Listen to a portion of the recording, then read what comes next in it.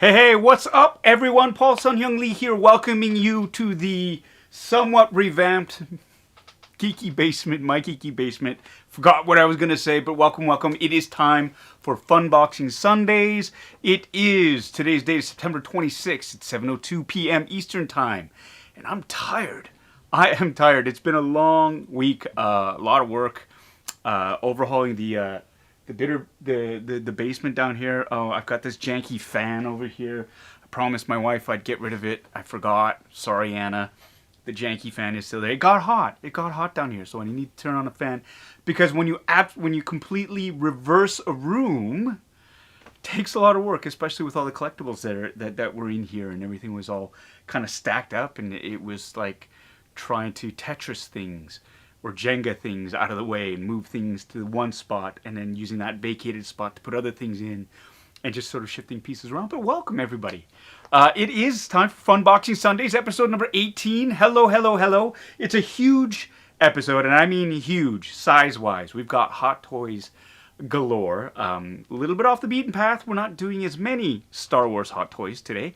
Today we're going on to one of my other favorite movies from the 1980s. Robocop. This was a movie that really kind of messed with my mind when I saw it in the movie theaters. I was far too young to see it, but I enjoyed it nonetheless. And yeah, we're talking about Robocop. And I actually went and I pulled the trigger. And these two figures that I'm going to be unboxing today actually mark the first time I've ever bought a non-Star Wars hot toy. So there you go. I'm always saying I got to stay in my lane. And I got to stick to Star Wars because if I branch off, I'm going to be in a lot of trouble. It's a slippery slope because I got two figures that are completely massive. Got of course, I'm speaking of Robocop, but I got the deluxe edition with his mechanical chair, the one that they run diagnostics on. And, if you get Robocop, you can't not get ED-209. That's right, the ED-209 1/6 scale behemoth figure. It's sitting right here. I actually had to add a second table because the one area where I usually do my unboxings here, it's not gonna fit. It's not gonna fit here. So I had to actually add a table over here to my side. I don't know, just to put it in perspective, this is a lighter, your regular Zippo lighter. Right, so it's about, I don't know, 1, 2, 3, 4, 5, 6, 7, so about like 70 lighters worth of just that kind of space there. So it is huge. It was heavy, and I can't wait to unbox it. Anyways, yeah. So for those of you who are new here, welcome. My name, again, like I said at the beginning, is Paul Sun-Hyung Lee, but I think you knew that. Welcome to my geeky basement. FUNBOXING Sundays is something that I've been doing now for the last 18 weeks and been having a great time along with everybody else here. And basically the premise is I unbox some really cool collectibles, do a half-assed review, and we nerd out. That's about it. It's loosey-goosey, lots of fun. If you're new to this channel and you like what you see, please consider subscribing, clicking the like button, and hitting that notification bell so you know when new yeah, like a Korean, videos drop. And so here we are. We already have a super chat here. Thank you so much. Oh, no, not a super chat. We have a new member. I'm Rumi. Welcome! Yay! We also have memberships that we launched a couple of weeks ago on this channel. And I'm completely overwhelmed by the response. Thank you so much to everybody who signed up for a membership. We have now 71 members on this channel. And that's, 70... That's 70 more than I thought were going to sign up, to be honest. So this is fantastic. I'm really excited about what we're going to be doing with this channel, with this into the content, because everybody who buys a membership, basically, all that money goes right back into this channel. So I'm really looking forward to sharing a lot of things. And right now, one of the big things is revamping the Geeky Basement. For those of you who have been here before, I used to face the other way. And there's a little cubby and I had all my collectibles in front of there. I went out. The television used to be over there. There used to be a bookshelf there. And basically, no one ever saw it because basically the camera's pointed the other way. So now I've reversed it. I put in these IKEA shelves, these Detolf shelves. These are the go-to for collectibles. They're glass shelves, and I put up, as you can see, some of the these are the Lenovo's helmets. This is only temporary right now just because I was kind of I needed to have a nice background for FUNBOXING Sundays. So this is temporary. I still need to add the lighting. I still need to sort of work out what's going to go in there. The helmets are a temporary sort of display holding piece. I've got my CSA in there, one of them in there. I think they should sort of be in the background. I think that those are really cool things. I'm going to get rid of the janky fan, and we're going to have fun doing that. But that's kind of right now the bare bones of it. I had to repaint the walls. If you remember and you've signed up, you'll be able to see the some of the sneak peeks of the process of reorganizing the geeky basement. And I have so many hot toys. Send help. So many hot toys. But they've got to find a home. Anyways. And for those of you who are regulars on this channel, hey, happy Sunday. Thanks for joining me. Let's take a look and see who is in the basement with the Bitter Brigade right now. I can see the comment section has been going absolutely bonkers. I've got a lot of members who have taken advantage of their membership perks and are able to participate in the chat. Again, you can only participate in the chat if you're a channel member, but you can still watch the live stream and the replay if you're not. So it's win-win. Let's say hello to people who are here. Of course, Hip Optimus Prime! We're going to kick it off. He is in the basement with us. Hello. I know you're excited to see the ED-209. So am I. I'm excited to unbox it. It's heavy. It is heavy. Mel Dade is in the basement, living dangerously while fluffing and folding laundry. All right. Excellent, Vanessa C. There you go. You just watched the last couple of minutes of the Last Castle movie with the husband. That's The Last Castle. Is that with Robert Redford and James Gandolfini, I believe? If it's the same movie. Bitter Trolls in the basement. Hello. Rebecca Martello. Hello. Gary Lau, a friend of mine, wants to sell a Hot Toys ED-209. So if you watch this video and you like what you see, hit up Gary's friend. Bad Wolf Media Mike. Hi ho. How are you? You're in the basement today. Val A, all the way from Vancouver, is in the basement. Mike Yuan. Next episode, Paul unboxes another table. Don't joke, Mike. Don't joke, because I might actually need one. And if this setup works, it's nice because I've actually had to, it's really quick and simple sort of setup, and because I've got my Sony ZV-E10 up there now, that's great. Last week I played with different angles. The portability of this camera I really enjoy because, we'll get into that later. Anyways, we have Captain Wrecked is in the basement. Hello, my friend. How are you? I hope you're having a great week. Aaron S. is in the basement. Cynthia Lynn, hello. Colin Hollis, my neighbor, is in the basement. Hi, Colin. How are you? Tommy K. Everybody, shut up, Tommy is in the basement. There you go. He's already got that little... he's taking advantage of the emojis that we have available to all the members there and the cool little badges as well. That's right, Captain Wrecked. It has been raining. We've got a bit of a break. Fall has fallen. Cooler temperatures in the morning. I love it. I'm more of a sweater weather kind of guy anyway. Fall for me is my favorite time of year just because all the sports are basically happening. You've got baseball, football, hockey, basketball starting up. It's, you know, MLS, soccer, football. The European football is up and running. So that's my favorite. When it's a season where you can do anything and everything. If you want to wear shorts in the evening, you can. If you want to wear pants, you can. Jacket, no jacket. Hoodie, no hoodie. It's a veritable paradise for me because I don't do well in the heat. Not gonna lie, I sweat in the shower. Don't enjoy that. So I like being cool because you can always warm up. When you're hot, you can't always cool down. So there's that. Let's see who else is in the basement. Joe is here. You made it. Yes, yes. But you know, I always just blah, blah, blah. Yeah, I'm wrong. But that's kind of my favorite thing is sort of going back and forth with everybody here in the channel. Not Barry, Good Geek. What's up, fam? Hey, thank you for joining. A new membership you joined yesterday, I think, which is great. Welcome. Hope you enjoy what you're seeing so far. You're gone for a weekend. Oh my, look at all those cases. Yes. Thank you. It was a lot of hard work. It was time consuming. And I've been busy too. I've also been shooting. I'm working on a couple of TV shows. It's weird working on 2 shows at once, but it's a lot of fun too. It's just a little bit confusing for the schedule wise. And of course, it is the end of the baseball season. My youngest Miles plays for East York on their select team. We had our TBA tournament just this weekend. Unfortunately, his team got eliminated, but it was a lot of fun. I was really glad I was finally able to watch. Not finally, I was able to watch him play his last game and participate. I am a coach on the team, And it was good. It was good to see the boys play one more game before they wrapped out for season. And next week we've got tryouts. So, hey, if you're living in East York and you have a kid who is under 13 years old and wants to try out, visit the East York Baseball Association website and you'll find out information on when to try out. It'll be, I think they're on the 28th, so check it out. Melissa K, hey, you can't stick around. Oh no! Well, you know what? You'll enjoy the replay, like you said right there. We'll miss you, but thank you so much for sticking your head in and saying hi. Brandy Woods is in the basement. Hey, Brandy. Jinpei, how are you, my friend? Tom, hello, how are you, my friend? I am Rumi, just became a member. Yes, we did say that. Show is in the house, in the basement more specifically. Wow, I love this. Loving it. I'm just skimming through. Ray is in the basement. How's it going, Ray?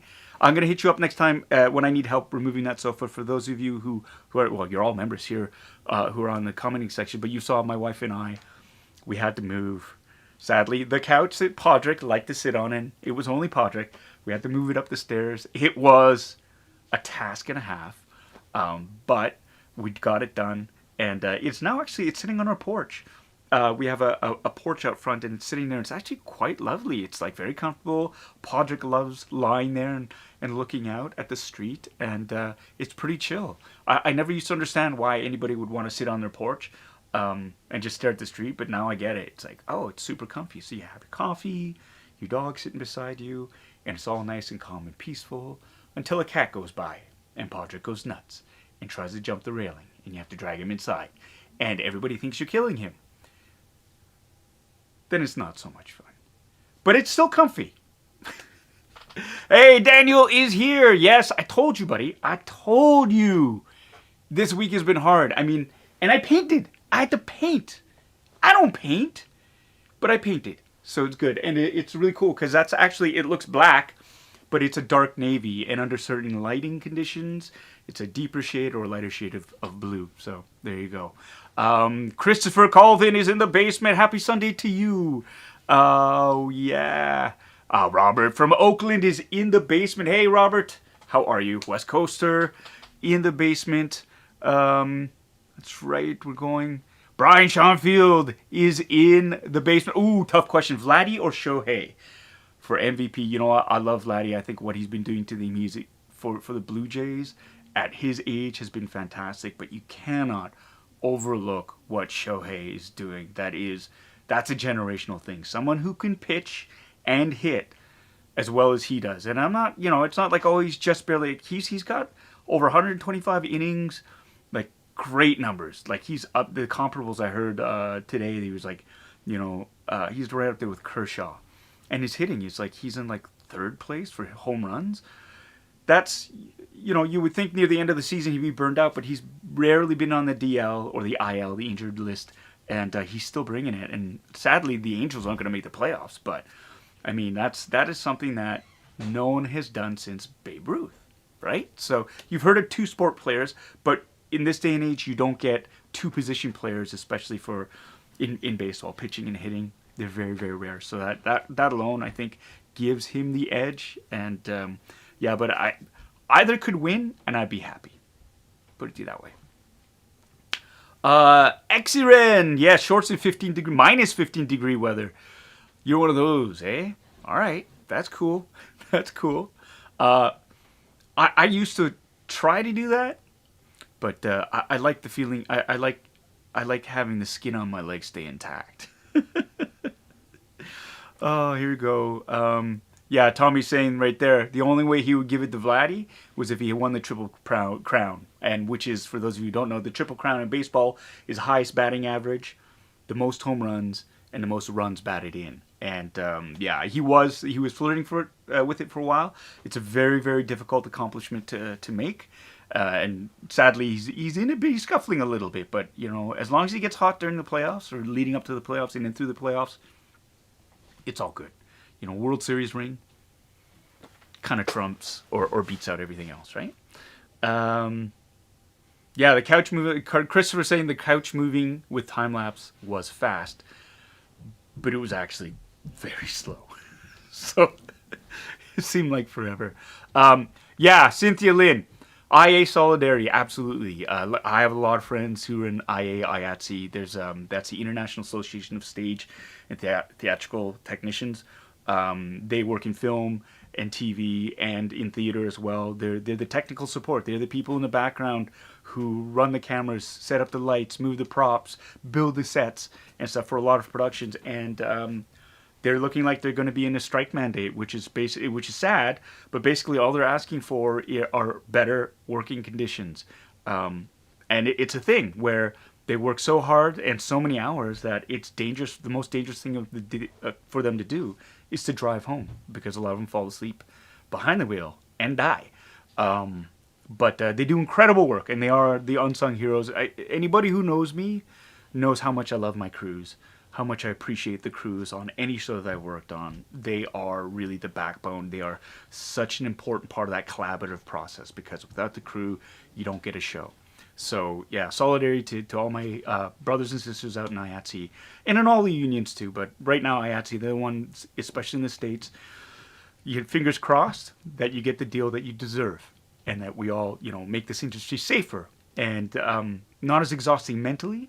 And we lose that whole idea of like it being a badge of honor that we, worked 18 hours in a row and we're utterly exhausted and burned out and all of our relationships have failed. That's not a cool thing to aspire to. So let's hope that we can really, there can be some serious reform that happens in the industry and that we treat the crews like human beings who deserve that mental rest and relaxation. And you know what? I truly believe that, there are diminishing returns. The more you work a crew, the less you're going to get. If they're rested and alert, you'd be surprised at how much more efficient everything will get. And in the end, that will save even more money. So I know things boil down to money a lot of times in these negotiations. I think short-sightedly, some producers think that, if we give them all this, we're going to lose lots of money. You're not. You're going to save so much more money because less insurance claims, less, anyways. I love you all you out there in the IA. So that's all I'm going to say. I'm going to step off from my soapbox now and sort of go. Daniel Sertle, DFA them all. I'm not sure what that's in reference to, but yes, I would. In fact, little shout out. Tommy, our good friend Tommy and I are going to be doing a sports ball live stream. I think Bitter Asian Dude Inc. We're going to expand because those of you who know me as well know I care passionately about all Toronto teams. And so we're going to start a live stream. For those of you who are interested, please check us out. We're looking at Tuesdays, and we're going to call it DFA. And for those of you who don't know, that's another phrase that I think should be in the drinking game. If I say, and for those of you who don't know, take a drink. Anyways, for those of you who don't know, take a drink. DFA is a term in baseball that they use, and it literally just means designated for assignment, which really, too long didn't read, means you've been cut from the team. So one of my inside jokes with Tommy is, and with everybody else, is if somebody on the Jays makes an error or does something that I don't like, I go DFA, cut them, and it's completely unreasonable, but it's fun for me to say. So anyways, that's where DFA comes from. I am Rumi is saying, hey Paul, I know I may be a little late, but I want to thank you for being part of the family on Kim's Convenience. I watch it every night before bed, and I love that you appeared in The Mandalorian. Thank you so much. Thank you. I appreciate you saying that. And it's what can I say? I'm very grateful, and I have nothing but really fond memories of Kim's. Always will. And Mandalorian, man, what a dream come true. Thank you so much. Mike is asking, hey Paul, it's getting cold outside. Where can we get those bitter hoodies again? Mike, I'm so sorry. The hoodies are no more. We just found that they were a limited run, and we sold the ones that we had in inventory, and maybe we'll revisit looking at maybe stocking them again. But we found that the delays in the shipping costs associated with selling a bitter hoodie, was a little bit too prohibitive, and they weren't selling as well. So there aren't any bitter hoodies. However, if your head gets cold and you'd like one of these snazzy caps, or one of these lovely Represent snazzy caps, I think you can do this. Hello? Is it there? It's not there. And how do I do this? That's weird. That's not working either. I was messing with the settings, and now it doesn't work. Well, nothing can be easy, right? You can go to www. Well, I've just aged myself. Thank you very much. bitterasiandude.com/merch. You have hats. These 2 hats on sale.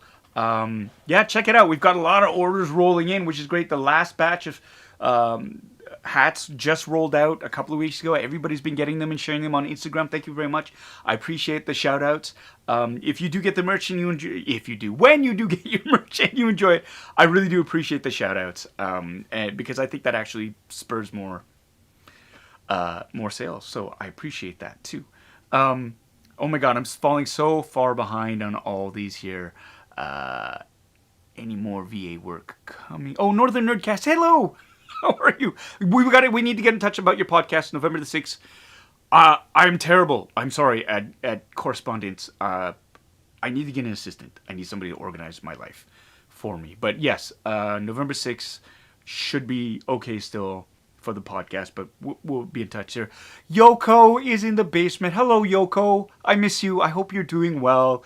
I miss doing the shows on Kevin's channel. And most of all, I miss you slagging him. I think I miss that so much because you were so good at it. And I miss you too. We did, for those of you who don't know, take a drink. Yoko, myself, and Kevin Wong, we did a Bad Batch episode review on Kevin's channel, Toying Around, which is an excellent unboxing channel as well. And Kevin's got some great reviews and toy unboxings on his channel. So check it out, Toying Around on YouTube there. And so Yoko and I, we were like panelists, and we got to talk about Star Wars and pretty much just make fun of Kevin. So that was awesome. Loved it. Hey, Kenny C3. Oh, yeah, I know. Yes, might beat you to the punch, but for whatever reason on my Stream Deck, that isn't working. But let's see if this is working. There we go. This is working. So in lieu of where you can get your merch, I'm going to say thank you to all the members of the channel, starting with the Bitter Brigade, Commanders, and watch as your name scrolls by. I've tried to keep the ticker tape up to date. If you've just joined today, your name will be added, and of course, onto the Wall of Gratitude on the Officers Only channel, playlists on the channel. Your name will be there, and thank you to all 72 of you now who have joined it. This is my cup runneth over, so thank you so much. Here we go. Ah, yes. Okay. Damaged Queen is in the basement. Hi. Daniel, I was just reading what you were writing. Rooster is here, ugly again. Don't worry. We haven't started yet. I'm just blah, blah, blahing, so that's cool. Okay, here we go. Okay, so I'm caught up on the chaps. What an amazing accomplishment. Like I said, I left my lane. I broke my own rule. Surprise, surprise. I got a non-Star Wars hot toy. But man, let's take a look at this thing right now because it's kind of nuts. Let me see if I can get the cameras right here. It's this one here. Ah, here it is, right?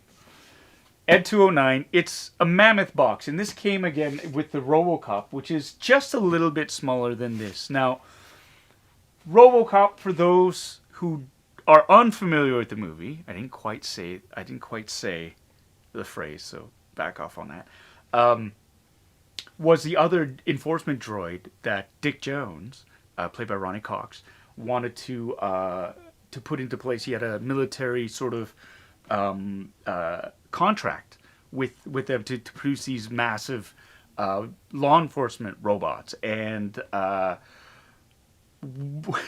like over-the-top firepower. This is a movie, again, it was directed by Paul Verhoeven, who is known for, like, Total Recall and Showgirls and other, like, Starship Troopers. But his calling card was the ultra-violent movies, and Robocop was the one that kind of kicked it off in terms of the gore factor. And there is that memorable scene, at Omnicorps, where he's unveiling the ED-209, and there's a horrible accident. I'd play the clip for you, but those of you who know, and this poor executive gets filled in by the ED-209, and of course that's what gives Bob Norton, the impetus. Like, that's what gives him the chance to develop the actual Robocop. I'll learn to speak eventually. I swear to God, I will. So this has been, like, since '87, since I saw him, that's been one of my favorite sort of mechanized robots ever. And so I've got the smaller NECA version of it. I've got now, I think that's my 5th. I got another one from Super 7 that my buddy TJ, was it TJ? Yeah, TJ picked up for me at the toy fair just last week, and so I'm going to be unboxing that a little bit later on. But like, we'll take a look at it. I'm going to shut up now, and we'll take a look at it, and you will see what it is. But you can see from this picture right here, it stands on 2 legs. Well, the legs are sort of cut off, but the box itself, again, it's pretty big. It came, the mailer box had a handle on it, and you have here again. This is what I love. This where they talk about, they show which artists worked on it. Like, and even down to the packaging and the designers. And I think that's a great shout out for people who worked on it. The artwork here, it's great. Like, it's a like almost an embossed kind of pattern. You can feel it. It's raised, and I wonder if, let me see what I can do here. I need to shift stuff around. I'm gonna put the magic mouse here. Maybe if you can get a close up of this on this camera. There, you can see. Yeah, you can see it's got the hexagonal shapes, but this is all raised and textured. And then this is almost like a print, sort of on top of it, of the ED-209. There. Right? The box is not dented. The box is not dented. But thanks for bringing that up. Show has just, thank you so much for the super chat. Robocop is one of my favorite films of all time, so thanks for unboxing these amazing figures today. Show, it is my absolute pleasure. I'm so glad that makes you happy, because yeah, that is, again, it's nice to meet like-minded people and to share that joy of these different franchises, right? Colin is saying you knew somebody who was in the 2014 version of Robocop. Yeah, me! I was in it, but my scene got cut. But I'm in the deleted scenes, so you can check that out. Bad Wolf Media is pointing out, at least in the US, Robocop earned an initial rating of X, which is true, which has since been replaced by the NC-17 rating, for the brutality and graphic violence. But that's quality filmmaking. Yes, absolutely. Tommy saying they need a toxic waste Emil hot toy. I would absolutely love that if they did that. I know Super 7 has one, but they just call him Toxic Waste Thug. They didn't name Emil, yeah, that's one of my favorite parts too. When Emil gets washed in the and he starts to melt, it's like, help me, and his demise at the end. I'm not gonna spoil it for people who haven't seen it, but yeah, think of exploding water balloons filled with like meat. Yeah. So you can see it's got this beautiful texture on it. I've also played with the settings on the webcam. So I've tried it so it's not as washed out. There's with subtle degrees of success. And oh, thumb time. Here you go. For those of you who want to know about the condition of my thumb, it might be too washed out. There. It's healing quite nicely. I'm just waiting for this part to grow out so I can peel it off. But the only thing is, when I'm picking at things, it feels like this nail is going to lift off a bit. But hey, pretty good. Oh, and for you members out there, I actually, when it first started to chip away, I actually videotaped it. Or I recorded it, videotaped. What does videotape mean anymore? I actually recorded it.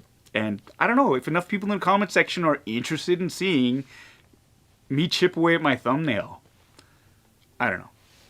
Just maybe I'll post it. Extra content. See what you're missing out on if you're not a member? Who wouldn't want to sign up? I checked the forums. Oh, look, I lost 7 members. All right. Yeah. So here it is. And let's see. Flip this around. Like you look at. Can you tell? It's got a. This is a like the stamp here is metallic. You can see a little bit of silver gloss there, but it's spectacular. So the box passes muster. I like that. So now let's open this up. Let us open this up. I'm gonna move the magic mouse trackpad, sorry, out of the way. Yeah, you can see I got my ukulele over there. I got my other one of the boys' proton packs over there. Little Star Wars Galaxy's Edge droid thing that I wanted to unbox one day but completely forgot. All right, take it easy, Not Very Good Geek. Thanks so much. Have a great day, but remember, you can always watch the replay. These are both spot gloss and embossing on the box. Yes, Cynthia. Yes, there is. So, all right, I'm going to open this up now. Ooh, right off the bat. Instructions. Oh, look at that. This is gorgeous. Instruction. Oh, no. I've ruined it. I've pulled off some of the cardboard. I know I should have used a knife, but now I've done it. I've ruined the resale value of this. Oh, wow. Oh, my God. Look at that. Ruined!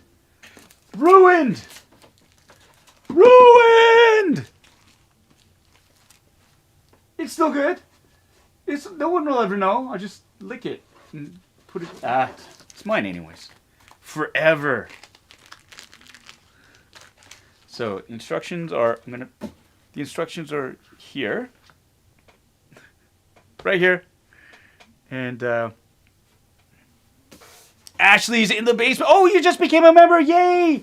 Thank you so much, Ashley. I really appreciate that. Welcome. Nothing duct tape can't fix. That's absolutely right. Or wreck even more, Bitter Troll. All right. Everybody say welcome. Yes, I know, Tom. I should have used a knife. But I got impatient. Now it's got this lovely styrofoam packaging here. I'm of two minds. Do I flip it? Do I pull it? Do I dent the box removing it? What should I do? I'm gonna let gravity do a little bit of the work here. Of course, it helps if you do this.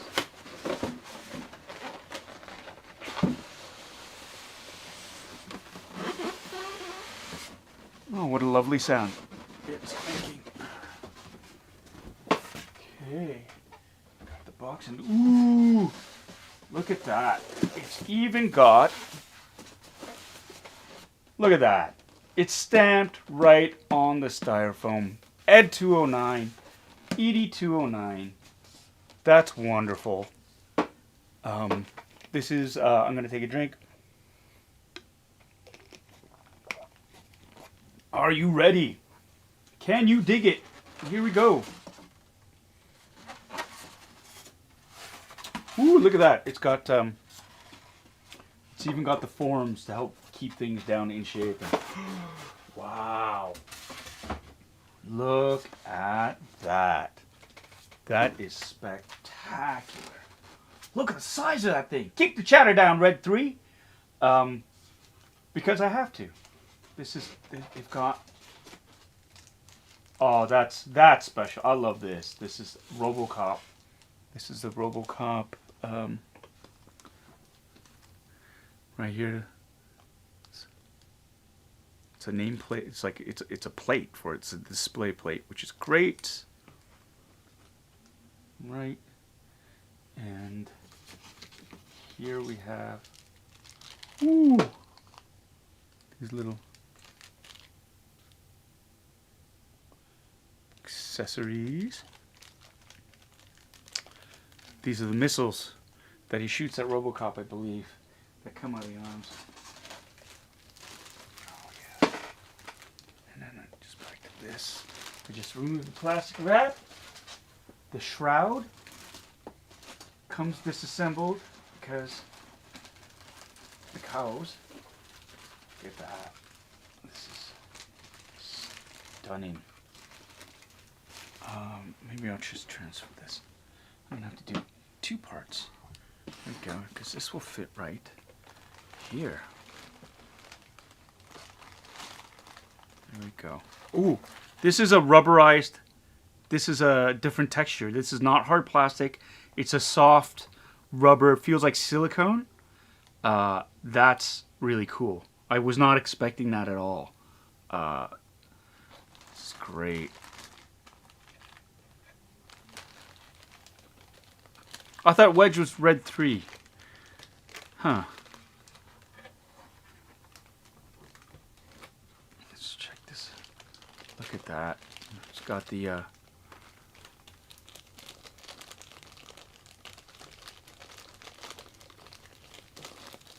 wrapping in here.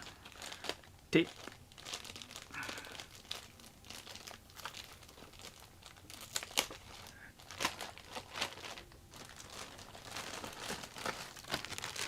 Ooh. It's got that new toy smell, everyone. It's got that new toy smell. These are rubber gaskets. Like, these are flexible. That's so cool. Same here with the where the arms go in. That's rubberized. That's amazing. Just incredible. The level of detail, obviously, you can see here. The paint job's pretty good. They've got, you know, like that bit of weathering there, the add around the bolts and stuff, where it's new, but it's like, you know, the little grease spots there, the wear. It's, you know, it's still new-ish, right? Just rolled off the assembly line. But there you go. I love that. The wiring, the cabling. We've got a super chat from Captain Wreck. Thank you so much. Fun fact: they brought the actor who played Mr. Kenny back for a full-day reshoot for his death. Verhoeven had over 100 squibs on his body. Ouch, yeah. There's a funny, there's a great story behind that as well, where Verhoeven was basically, he said, no, more blood. I need more. I need it to be gorier and gorier. And finally, at the end, which made the final cut of the film, the special effects people were like, okay. And they went way over the top, like just figuring that, okay, you want more blood? We'll give you so much blood, it'll be unusable. And they thought, you know, they were pulling a joke on him and going, here, this is what you want, this is what you're going to get. And he loved it. And that was the one scene in particular where, as well, they wanted to give it an X rating. That and the scene where, you know, Clarence Bodiger and his gang kill Alex Murphy at the beginning. That was far more graphic in initial cuts. And they had to cut that down as well. And that included, like, him getting shot in the head, his arm being blown off, his hand being blown off, and that stuff. It was far more graphic, and they had to trim little bits of it so they could get the R rating, because if they got the X rating, they would have lost a lot of revenue, because not as many kids would have been able to see it, oddly enough.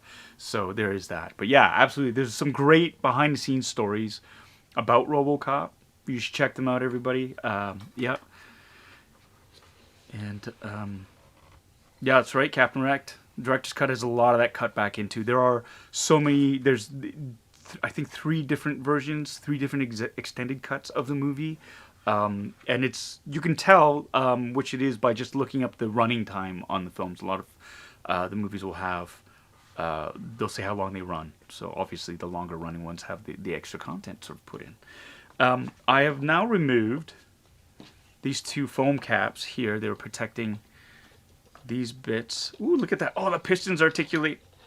Look at that. Now, the pistons look metallic, but they're not. They're plastic. This is all a hard plastic, which is great.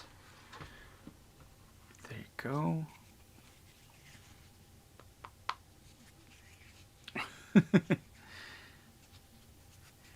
What's the name of the street drug in Robocop 3? That's a great trivia question, Vanessa.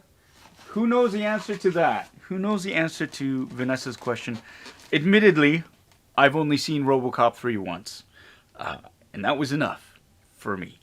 But those of you who can answer, I know what it is in Robocop, but Robocop 3, what is it? What is it?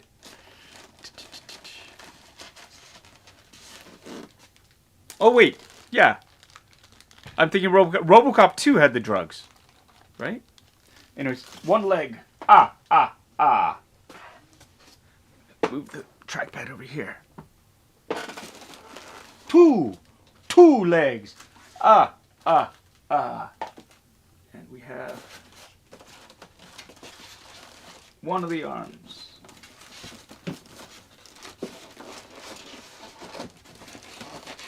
The second arm. And we have... Ooh. Yes. This is the missiles. Alright, let's see. This box is clean.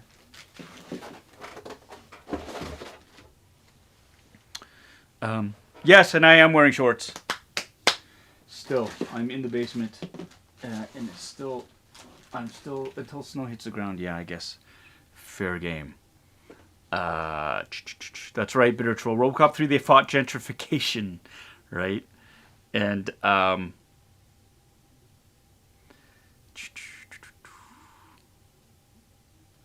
everybody's saying, yeah, I'm reading comments right now. Who wears short shorts? I wear short shorts. These aren't short shorts. They just ride up when I'm sitting. Don't objectify me, Mike. Okay, so let's open up these legs. Take a better look at here. I'm gonna put this here. Let's here switch the overhead to the overhead camera.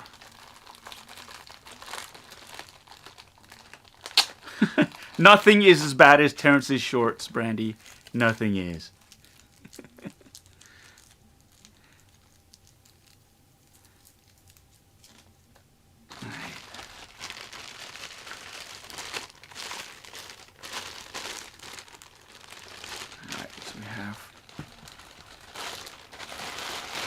Wow, look at that.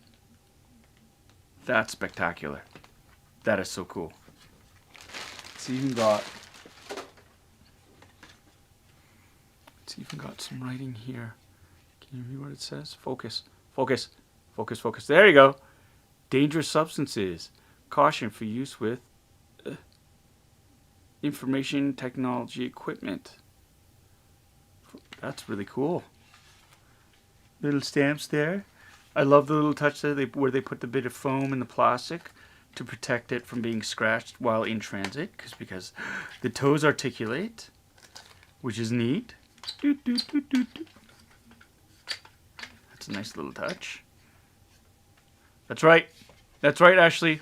This is basically the size of a hot toy itself, which is, I mean, it is a mammoth figure. So that's the one leg, and the other leg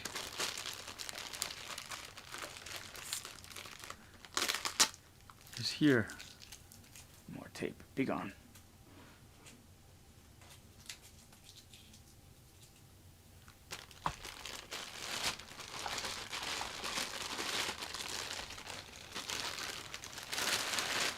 Tom, you're asking, is that metal or plastic in the legs? Like, are you talking about this? Talking about this? This is all plastic. This is all, yeah, all of it's plastic. This is plastic.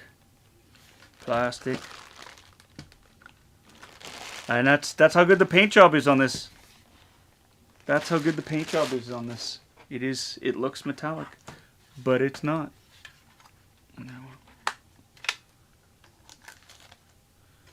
Look, and this is cool. They've even gone so far as to put the detail of cables in the toes running on the back. Right? 1/6 scale. Look at that. And the whole ankle sort of articulates as well. Yeah. That's right. I'm gonna need a bigger display cabinet. Well, you know, already I found that there are some issues with having the glass cases. One is the reflection of the lights and my screen, you can see. The other one is there are 3 helmets that I can't fit in there. The Anovos Darth Vader, the Anovos AT-AT driver, and my TIE pilot. helmet. Don't fit in there. They're far too big. So I got to find a different way of displaying those. I found that I can put all of my helmets, all the rest of my helmets in there, but then I have all my other collectibles that have nowhere else to go. And so I'm going to need to, sadly, some of the helmets are going to stay in storage. So I'm rotating out. I'm putting all the Innovos up because I spent enough for them. And so they're going to be put on display. A bunch of the Black Series helmets, they're in their boxes. They're in the back room now. I'm going to be alternating these display shelves, and I'm going to have Hot Toys in them. So it'll be helmet, helmet, Hot Toys, helmet, Hot Toys, and then it'll be interspersed that way. So there we go. Veronica Choi's in the basement. Hey, Veronica. Yeah, these are thick legs. They are, and it's they're big. It's big. You're right. It should fit in there. It should fit in one of these cases right there. But let's look at the instructions here. See, instructions are in Japanese. No, it's in it's Japanese. Yeah, it's Japanese.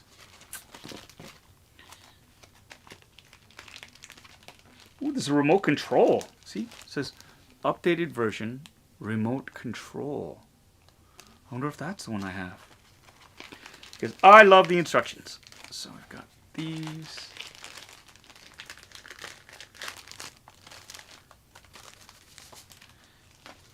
Instructions here. Oh, I was wondering who's going to say that. I buy that for $1. Nice. Easy peasy, lemon squeezy. Very simple. Attach the legs to the main body as shown. Clickety click. Barbage. The indicated sides face inwards. There you go.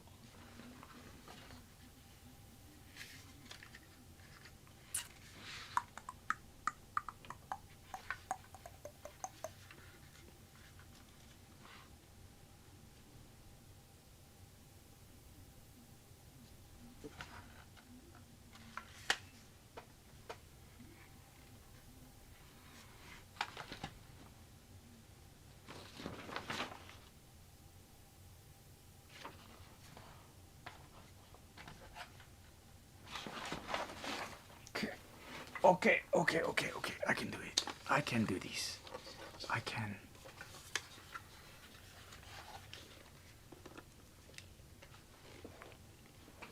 So basically, they just basically go in like that.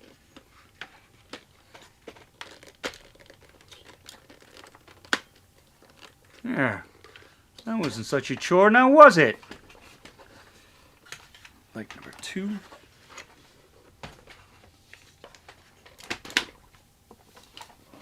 All right. I'm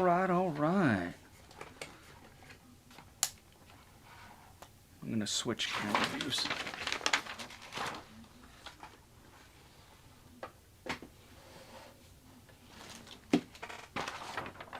So it kind of looks like a little bird right now. Oh, see, that's cool. You've got, it articulates in and out like that, right? So you've got a bit more of the, you can be pigeon-toed or not, which is great. Right. And now we're going to do the arms. The arms.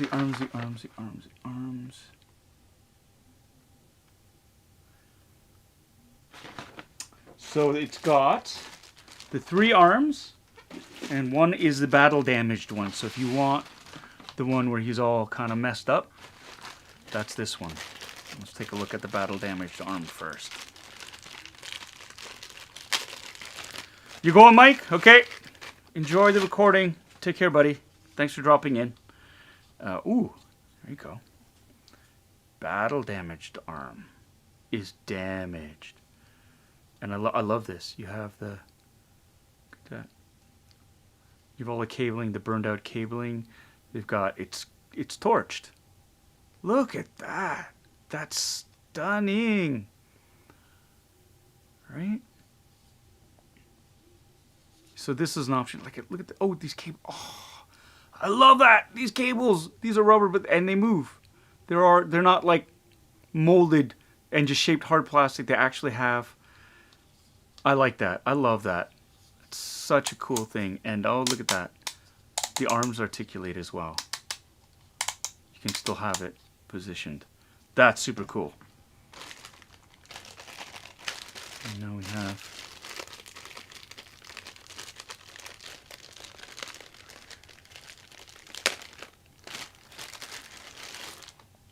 the undamaged arm.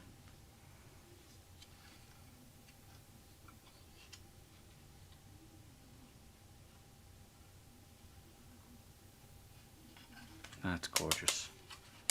And same thing here. Okay, it's got some printing on it there. Look at that. Just little touches like that.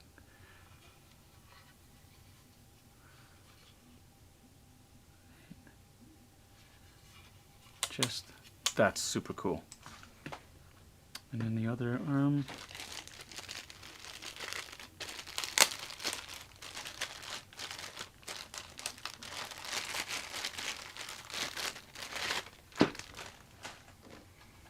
And again, oh, look at, and that's with the rockets. That's the rocket launcher it's got. Ah, that's so cool. The rocket launcher, you can, like in the movie, when it activates, it opens up. Oh, I love it. I love it. So the casing would come off, and that's what these are. They're the case covers, and they would come off, and then, as in the movie, it would articulate out, and he would be able to fire it would shoot a rocket, because it did fire a couple of rockets at Robocop. Here comes Podrick. Here he comes. Hey, buddy. Let me hold on.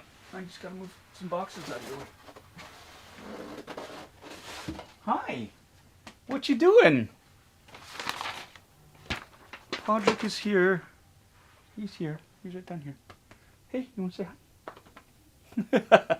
I know, I'm sorry. Take a drink, everyone. Podrick's here. Hey, Podsy. I know. There's no sofa. Do you need to go out? Do you have to go out? He has to go out. I'll be right back after these messages. Hold on a second. I'm just going to let him outside. All right.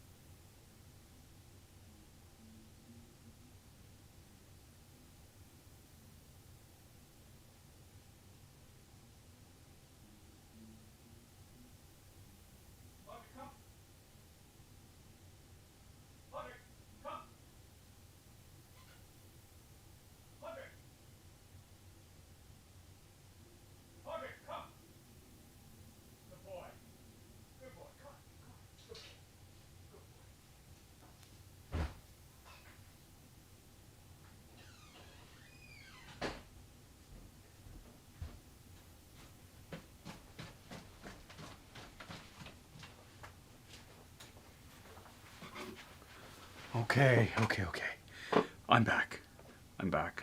I'm back. Sorry. Did I lose everybody? All he did was run around.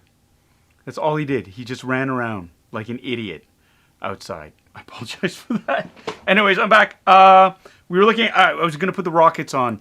I got a super chat here from Captain Wreck first, though, to help get Podrick a Geeky Basement Star Wars bed. It's coming. I'm going to get him. We are going to get him a new bed. I've been slammed. So, it's been a busy week. and he'll get something. But he, it's that time of year where raccoons are out. Anybody who's following Andrew Fung's Instagram account, the struggle is real, at least for his place. But there are a lot of raccoons in our neighborhood, and he loves chasing them. Like, he hears them in our backyard and in the trees and stuff like that. So there are times he hears it, and all he wants to do is run around outside.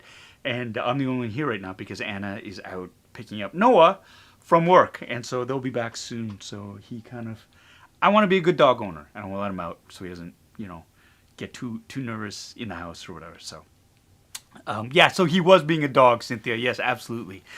Okay, so we're gonna get back to this. All right, so we were gonna put the rockets in. Rockets, and the lovely 3-pack of rockets. And as well, this looks like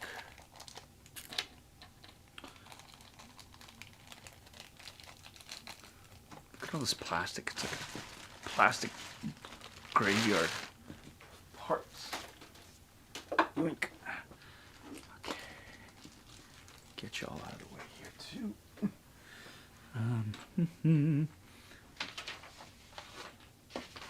Now, according to the instructions, so this part right here goes right in here. Like that. Oh, that's it. Is it it just drops in? That's as secure as it can get? Alright. So that's there. And now slide it. Oh, look at that. This actually articulates. See how it did that? Oh, that's cool. So slide it there. Slide it forward as shown. And then slide rockets. Oh, yeah. Oh, I see. So this is there to block it so it doesn't, I guess. I don't know. This is now open. I can put the rockets.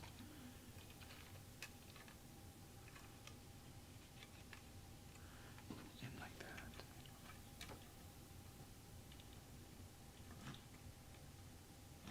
That's funny. Why would this?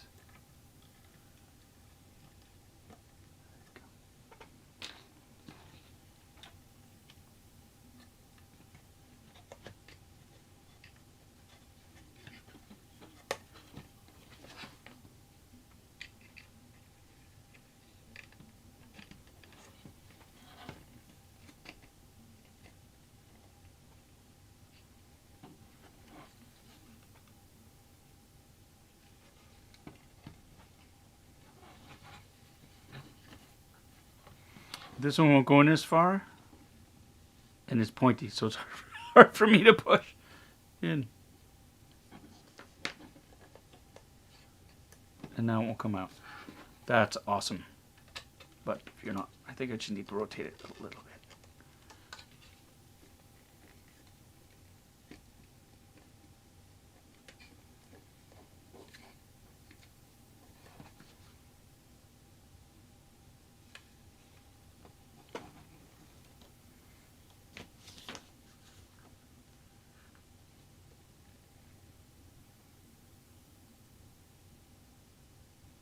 Yeah, I did that.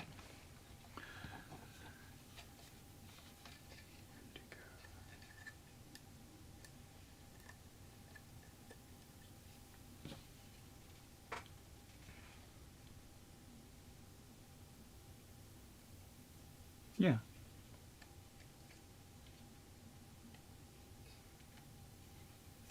So I guess it just stays open?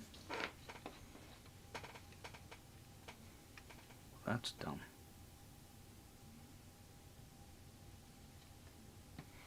Hey, what's up, Louis? Or is it Louis? Is it gonna want to be one of those oops things? Louis or Louis. How you doing? Hope you're doing well. And now take you. Oh yeah. And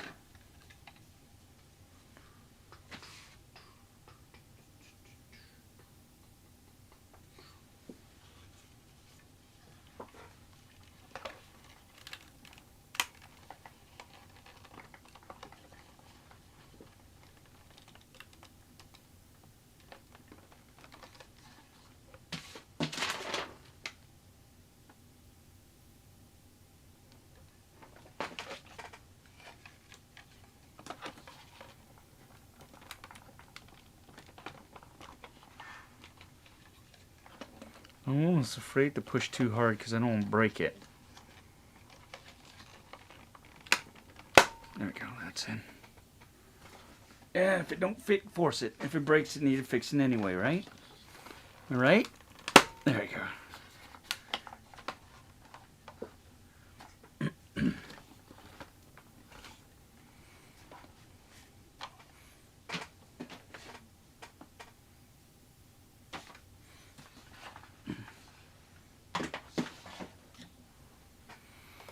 Okay, so that is he. That is the ED-209. Put him this way. He is massive. He has points of articulation, which are great. The arms, rockets rotate. Oh, this moves. Very. I don't know what's up with this. See, it came right out. It came right out! Which is very interesting. That's interesting.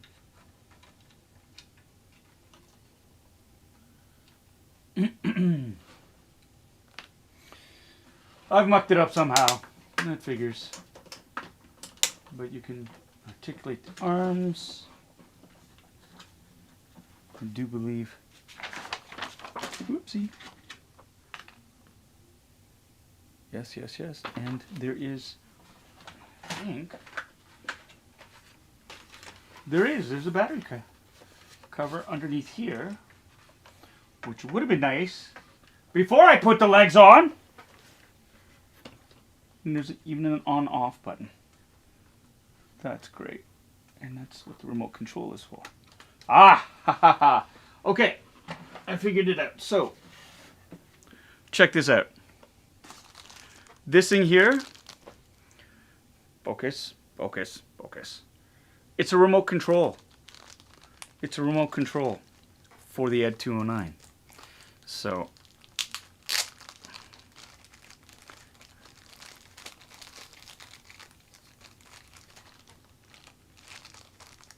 no. The phrase is, if it don't fit, force it. If it breaks, it needed fixing anyway. That's the one I heard. But I think you're right. But that's those of you who watch the Halloween, the unboxing of Michael Myers, the pumpkin thing. I was afraid of forcing it, and because that switch in the jack-o'-lantern wasn't moving, and it's very delicate, and I didn't want to break it, because it was, to be honest, the hot gluing in that was atrocious, and so I was finally I did it, and it ended up working okay. It's got one of these horrible plastic things, the guards in it.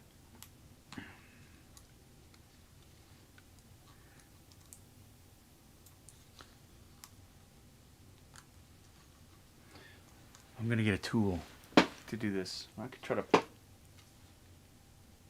Nope, need a tool.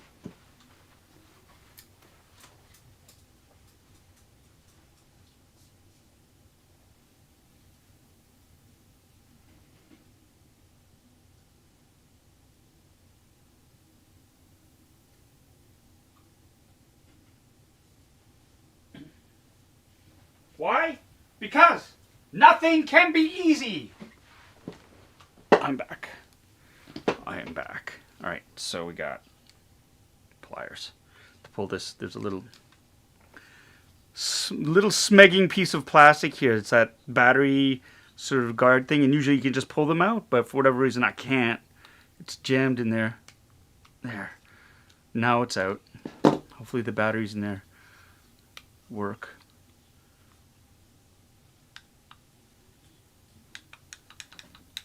And there's no, I bet you, okay, let's check this.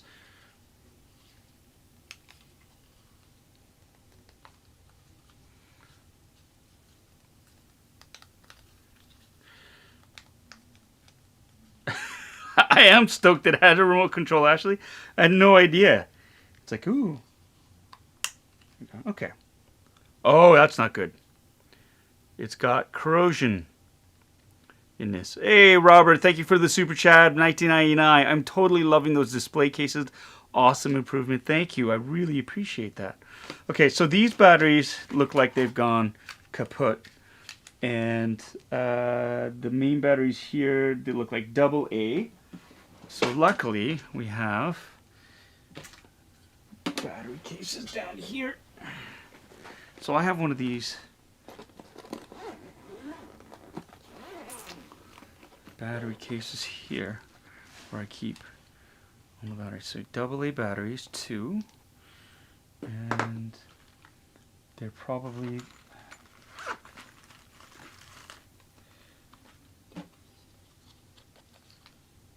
Yeah. 204s, LR24s. And I'm gonna need one more, and of course I don't have, I gotta just get one from a box. In the back, I shall return.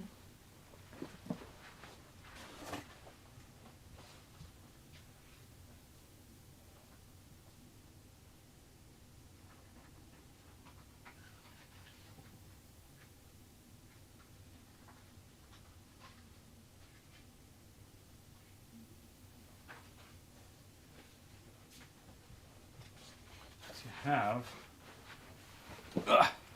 a whole case of these, like a whole case, like a box of these batteries. So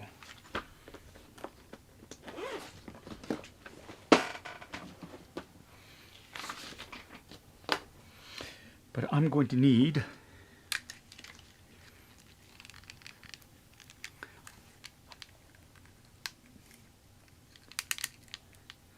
my fancy glasses.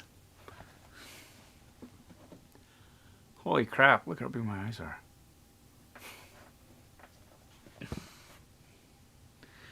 Battery boxes exist. Yeah, it's a great way to sort of keep track of oh yeah, ooh yeah, these batteries are so corroded. Like take a look at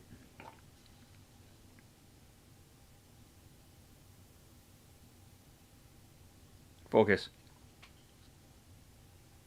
You can see the corrosion in that. Right? So I'm gonna pull some of these out.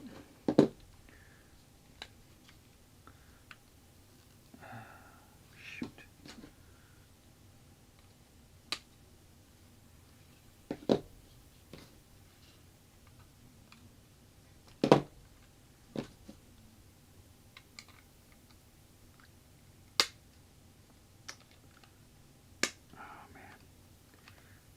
It fused in there pretty good. I'm going to need a flathead. You flathead. Flatheaded screwdriver.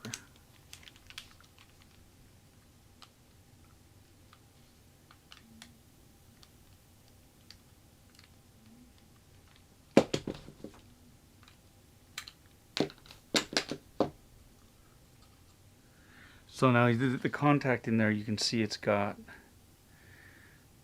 like mold on it, like the corrosion from this janky ass battery which leaked. And now I'm wondering if it's even the right size. What kind is this? This is an LR936. I don't have the right size batteries. These are too big. These batteries are too big. I might have some smaller ones in here, but I doubt it. Let me double check here.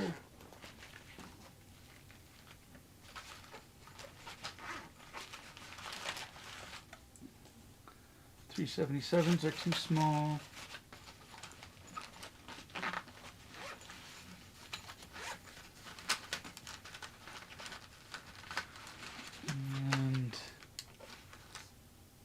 More 377s. What the hell was I using 377s for? No. Nope.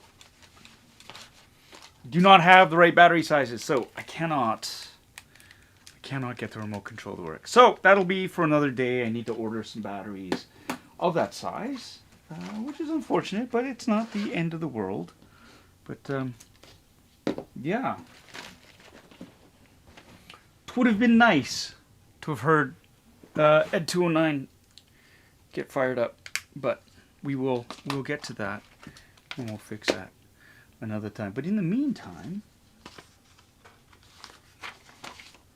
yeah, it says here, this is the updated version of it.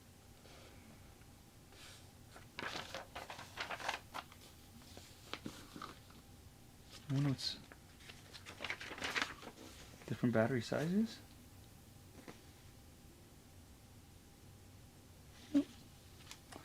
Anyways, that's the ED-209. It's humongous. It's humongous. I'm gonna just for reference. This is how big it is. It is the size of a small rabbit. It's bigger than my head, right? So it's heavy. It's very, very heavy. It's sturdy. What I love is the rubber gaskets right in here are brilliant. The cables that are movable are great. This is a faithful replica of the ED-209, and like the little details, like right to the cabling into in the footwells are great. It would have been super cool to see what this would have sounded like, but we'll get to that. Unfortunately, there's no, I think, manual button to press to get it to go through. I'm hoping that when and you know what, next week I'll get batteries, we'll put them in, and I'll just pull it out and say, hey, remember last week? So what we'll do is we'll get it. I'm hoping for lights, some sounds would be nice, because if you have a remote control and just those lights, that's kind of weak. I mean, it's overkill. So I'm hoping for sound bites. I'm hoping for like growls and drop the weapon. You have 20 seconds to comply. I'm hoping for that. But this is great. I'm loving this. I love this. I'm gonna put you right here. Right here. And then when we take out Robocop, we'll be able to do a size comparison. We'll do a size test. So I'm gonna do this. What kind of rabbits was I talking about? What kind of rabbits? I don't know. You know what it was? We saw rabbits. We took Podrick for a walk, and we saw a couple of rabbits, and they were pretty big. Wild rabbits. They get pretty big. There's a fox that lives in our neighborhood that somebody took pictures of and posted on Facebook, carrying around a squirrel that it had caught. And this fox was the size of a small to medium sized dog, right? So there's lots of wildlife. There's been coyotes spotted in our neighborhood as well. So yeah, the rabbits are big. I mean, if the predators are moving in, that means, the prey is got to be pretty good. So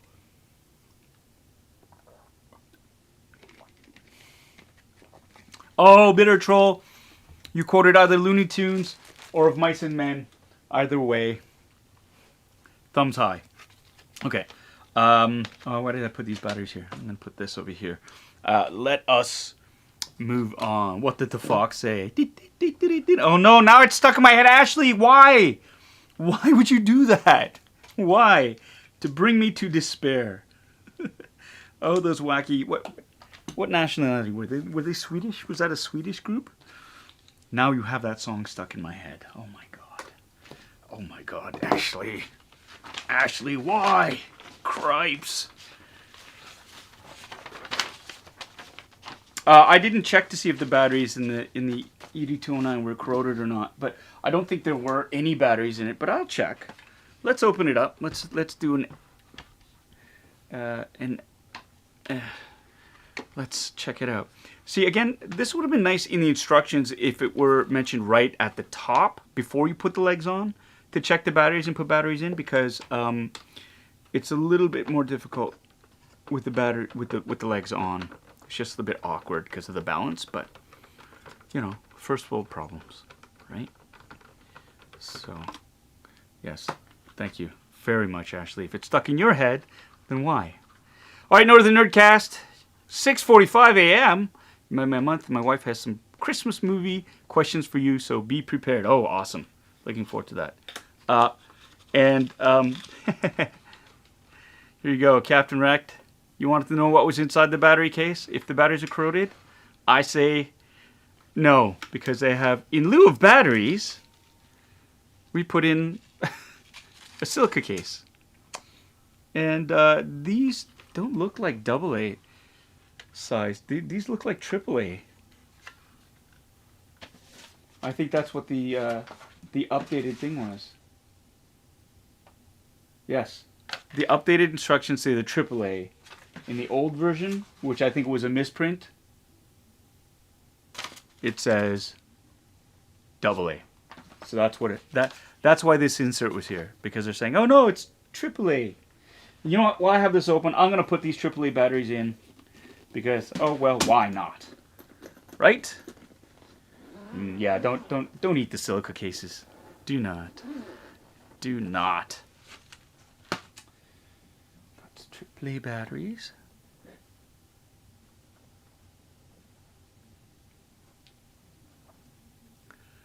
Silica challenge, not on your life. Not on your... Oh, you know what? There's a little bit of rust. Is that rust in there? Huh. Maybe it's my eyes. It looks a bit rusty. It's got to be a trick.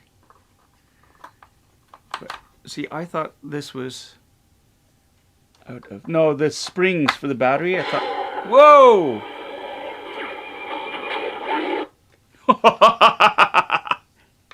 So we have sound, which is awesome. Put the third battery in, and it's got a very loud speaker, everyone. Did y'all hear that? Yeah, you heard that, right?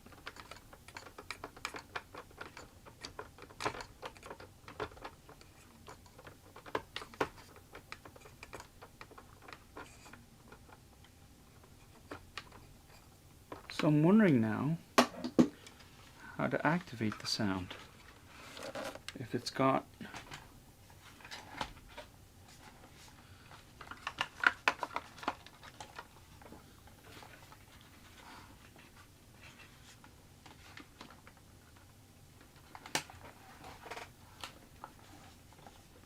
There's got to be a way of activating the sound other than the remote. It's not in the instructions.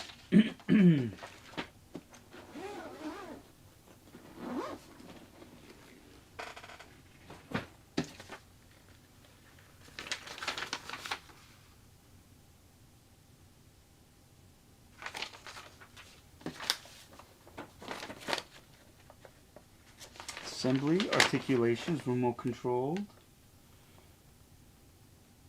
Play sound effects by pressing the indicated button. Yeah, but I think it's only the remote, or if you turn it on or off. I can't find a...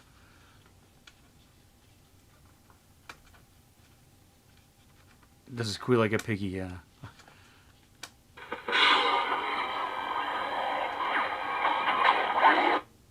Sounds like the actual, like an actual sample from the movie. And yeah, that's the only way I could get it to play a sound without the remote control for now. There's no... Usually on these, there's a hidden button somewhere that you can press to activate the sound, but I don't...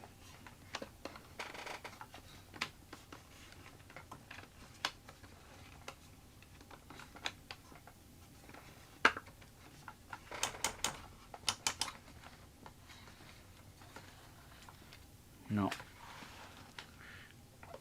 Nope. So, okay, well, here you have it again. This is the ED-209 1/6 scale Hot Toys. It's gigantic. It's like the size of a not a small rabbit, a large rabbit, or a bird of prey. How about that? Does that make everybody happy? It's like a big fat bird of prey sitting on my shoulders. It has sound. It's got a remote control, but sadly, as we found out, the batteries that came with this remote were corroded, and so I don't have the right pocket battery sizes. I have some, but these ones are way smaller than the ones that I have. So, that means they're not as common. Usually, like, for the small size batteries, the LR44s, I think I have, those are good for a lot of things. They work in my Star Trek for the communicator, for the phaser, the tricore, all those things. Those are the universal ones, but for whatever reason, they decided to go to smaller ones for this. So I don't know how to activate the sound on this other than by switching it on and off.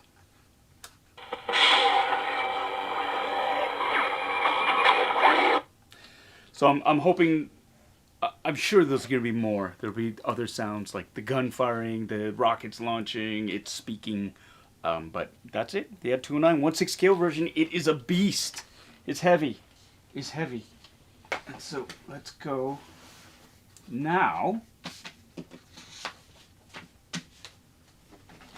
That to the next one. Everybody ready for Robocop? Hey, let's bring the pain. Let's go get him. Let's go get Robocop. Let's go. Put this over here. Get this battery. So we're gonna clear the decks for Robocop, the future of law enforcement. I remember people laughing at the movie trailer when it first came out. Big guffaws because it was ridiculous. Robotic cop.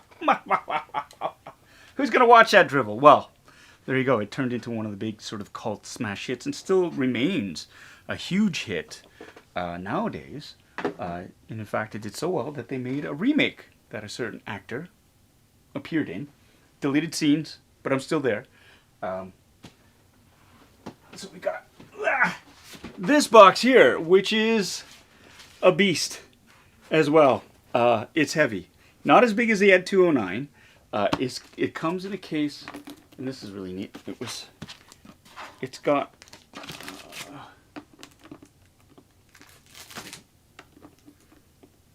this really fancy sort of band, cellophane band wrap, because this has got like a plastic cover over it, veneer.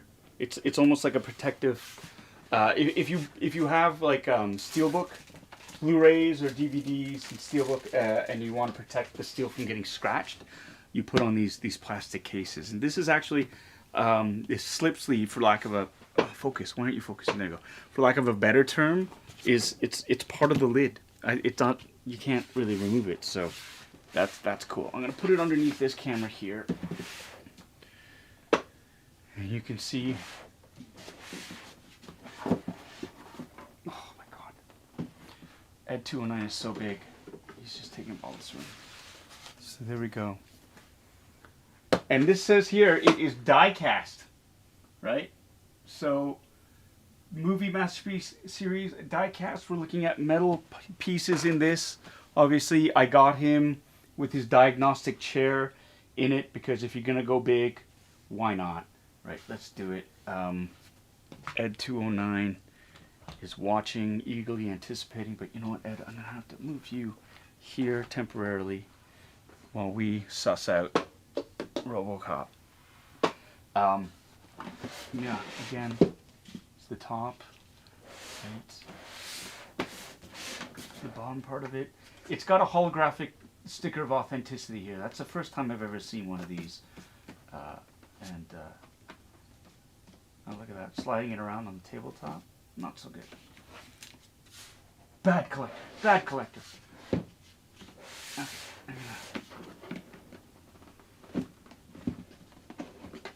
This off.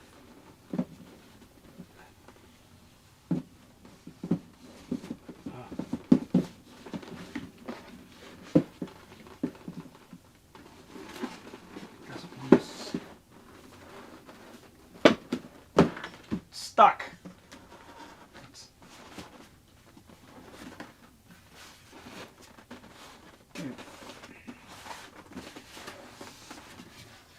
Okay. So this box here, it's like a beautiful thick cardboard on it, and it's got a beautiful, like a really cool texture to it. The bottom is a little bit dented. I don't care. I don't. It's dented. Just a little dent.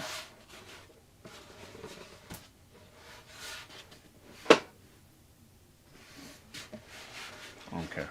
I don't care. I don't care. It's great. It's mine. It's mine, mine, mine. Damn it. I didn't put the dent there. That's what counts. Okay. So there's that. And then I'm going to switch over back to this. I don't know why it's not. Feels like it's there. I think there's tape. Yeah, there's tape. It's stuck. Definitely. Oh, you know what it was? This plastic, was sticking onto the. So first thing, boom, Robocop. It's got the instructions on the top. These they look like EKG stickers. They'll probably go on the diagnostic chair.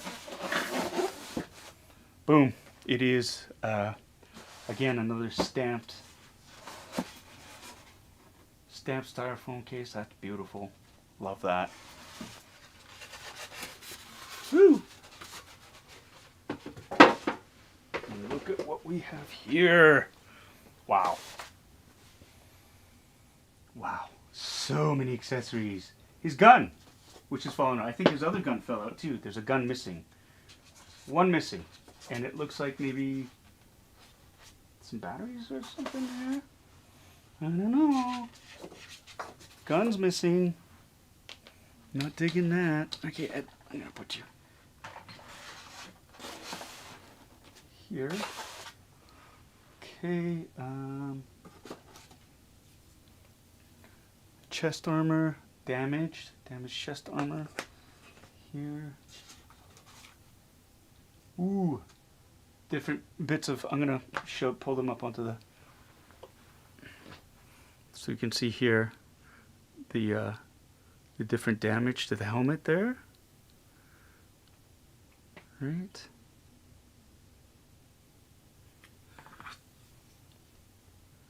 Look at that. Great. Here's his pistol. And in here you have extra heads.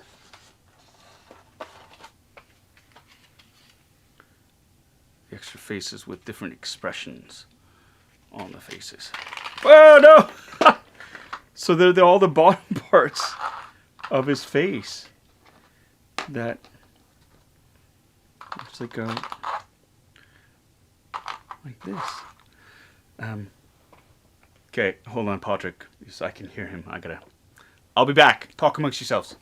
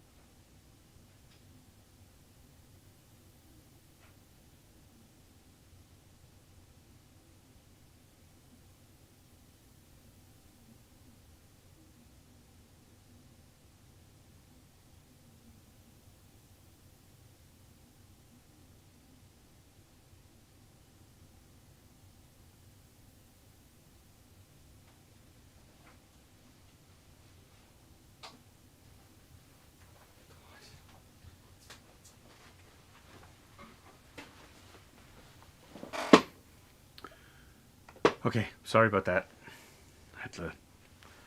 Dogs. What are you gonna do, right? The music, of course, Kenny. I forgot the music. That's on me. Next time. I can play some music now. I think I have music that is played. Can you guys hear that music? Can we hear this music? Can you hear that music? Is there music? I can do music. I don't know. There's something up with my Stream Deck. It's been a long week. Okay, so we have here. There we go. We've got the different faces, which is just the bottom parts. which is really sort of like, ooh, that surprised me when they all popped out. So you have the different looks that go underneath the mask. Right? Ooh. So the different expressions, which is cool.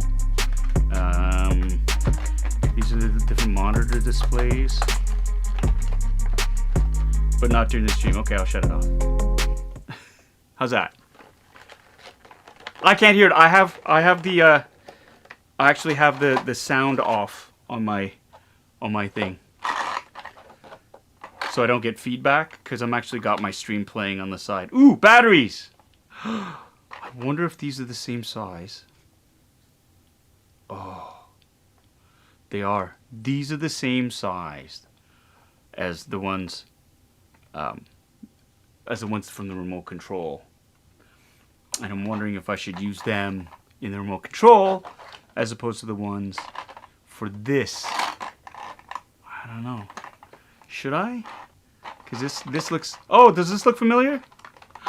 It's another remote control. It's another remote. So I'm wondering, would one remote be on the same frequency as the other? That's a good... You know, at the very least, I can swap batteries back and forth. So I'm gonna do that. You know what? They are labeled differently too. This one's labeled for the ED-209, right? Focus. And then this one is labeled for the chair. So that's interesting.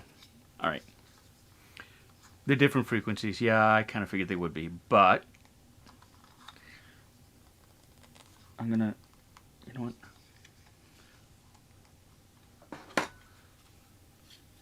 I'm gonna put them in the ED-209 one first, just because I want to hear what else the ED-209 sounds like, what the other sounds are. I'm doing it. Don't lose the batteries. Concentrate. And they fell into the speeder bike. Just kidding. I'm just kidding.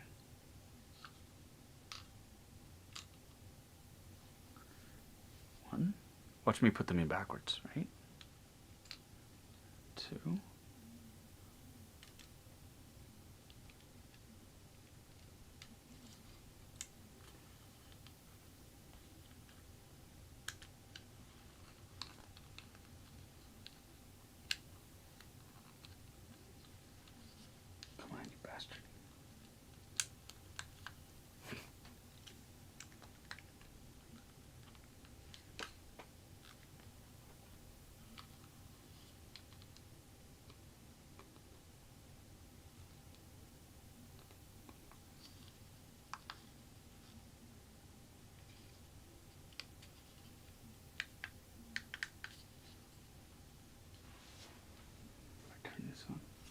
Okay, they're in.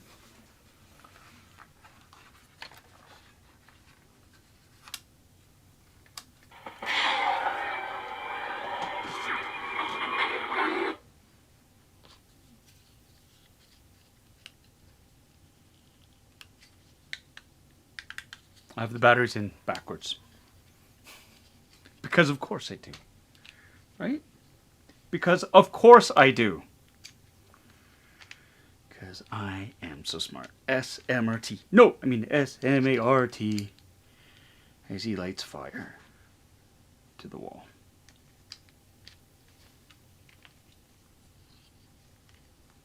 Or it could be the contact is all gungy.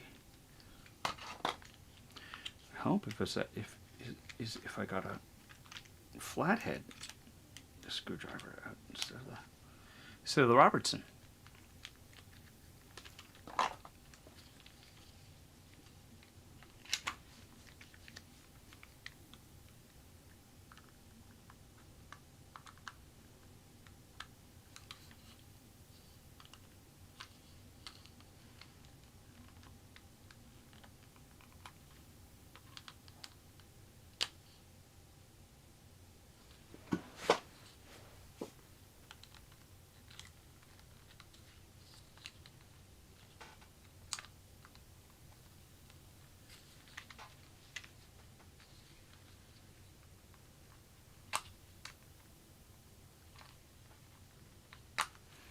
This is fun. What'd you do all night? Oh, I watched some idiot try to pull batteries out of a remote control.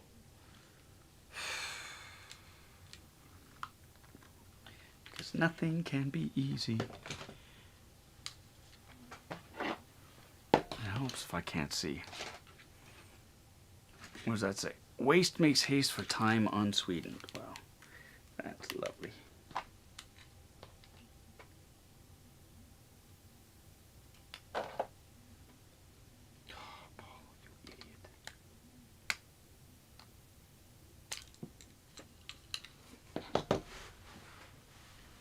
And of course I dropped it.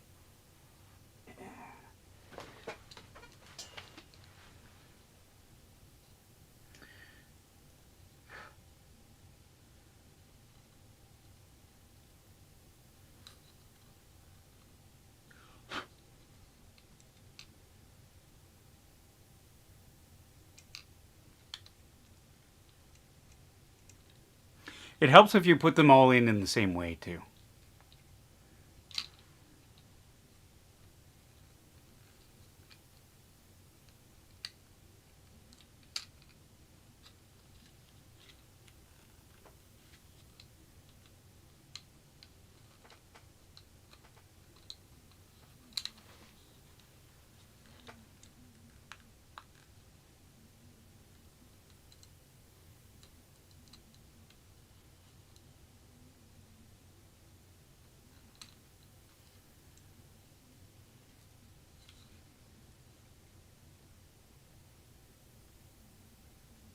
This is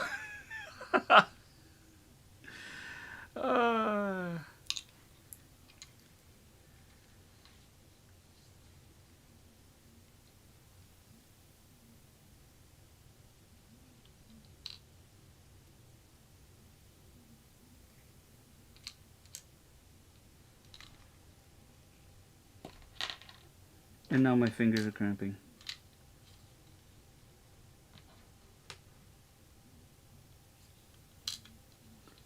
For fuck's sakes.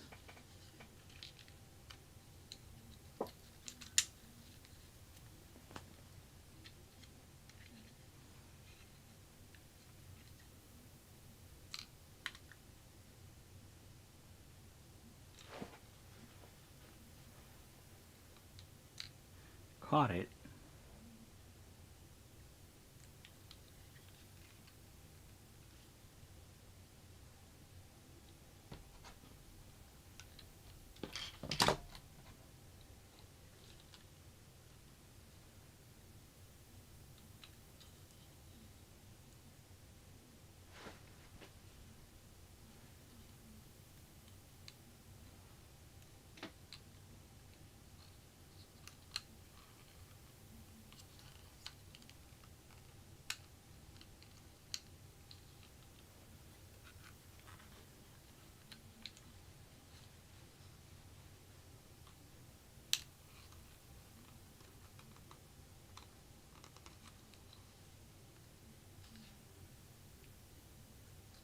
Okay.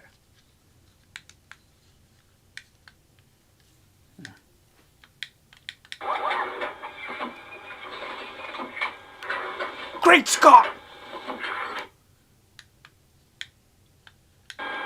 That's it?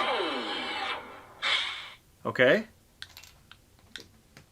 Please put down your weapons. You have 20 seconds to comply. Nice.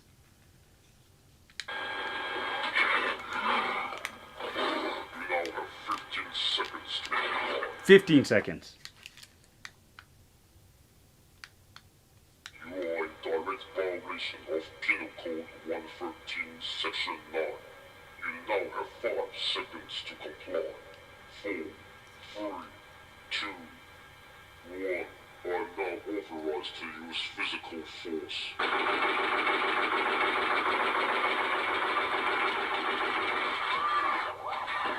Too short. Too short. That gun burst should have been way longer. In the movie, in the uncut version, it is super long. He just keeps going and going and going. Anything else?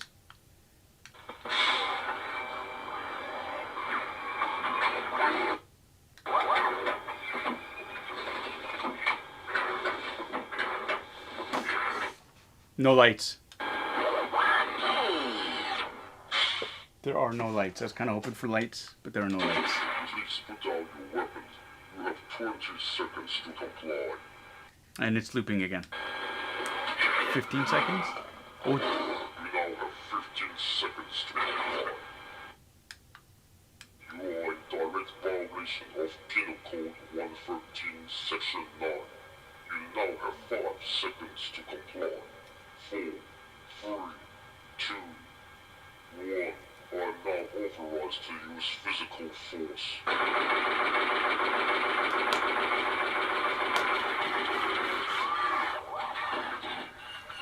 No. There you go. That's it. It sounds like there's like 6 sound bites on it. They have the big ones. You got the growl in. There's no squealing like a pig when it falls down the stairs. The voice is kind of, it's interesting. I want to rewatch Robocop and listen to that part again, but it sounded like this version here, like the batteries were dying. So I was a little bit worried because I just put fresh batteries in, but I'm happy. It's got the sound bites from the movies. It would have been nice to have lights and smoke, but that's cool. That's cool. I'll take that. Okay, so that's neat. That was neat. Batteries on that, so I'm going to put them back in and use them for the batteries. I'm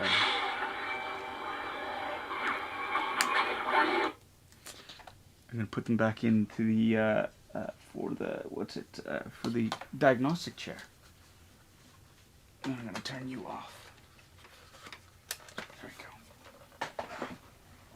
So that's that. Okay.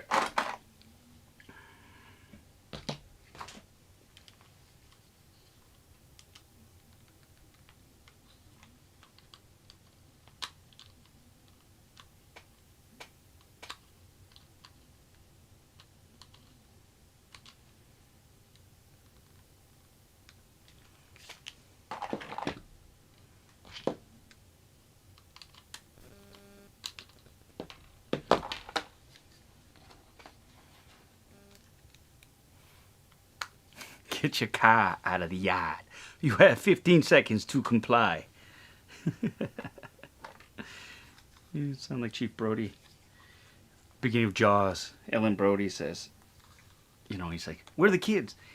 He's in the yard, out in the yard. It's like, in Amity, you say yard. Stay in the yard, outside, behind the car. How's that sound?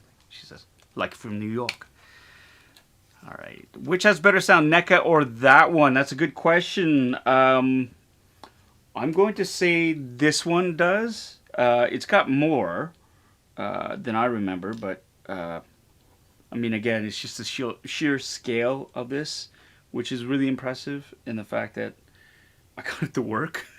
Hip Optimus, that has me pretty jazzed, to be honest. So I'm going to give it to this one, because it cost more, so I have to say it. It sounds better because it costs more. Linda, you're saying, hey, I bought a Ruby's Boba Fett helmet. Yes. How is it? Do you have another one that you can compare it to? I haven't seen them, but there we go. Now you're in here. It's in for the chair, for the light, so that'll be ready there. I'm going to switch over to this. So here's a diagnostic. There's a couple of the screens, which is great. The cabling, which is awesome. Some sort of a plug. Oh, it's like an OCP stamp, rubber stamp. Crotch connector. That's great. I'll keep you guys here because I'm not sure what these ones are going to be for yet. Let's pull out Robo. Oh.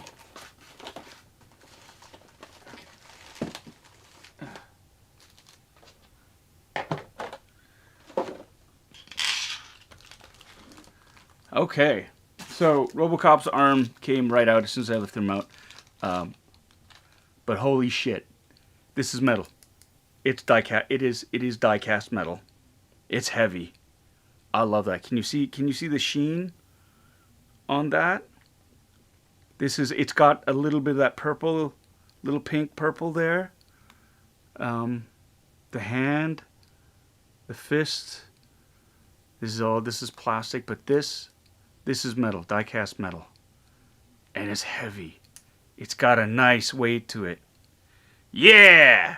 Yeah! Look at that. Oh, that's gorgeous. And look how articulate. It even has the rubber gaskets in there as well. Sweet, merciful. Oh, no! There you go. Sweet, merciful crap. That is so cool. That is super cool. So I'm going to put you back in there. Robocop's head. Murphy's head in a bag.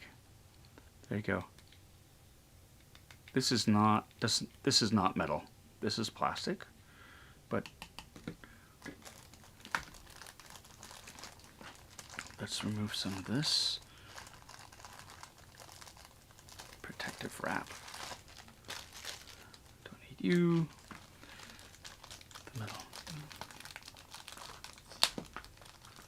The wrap around the booties.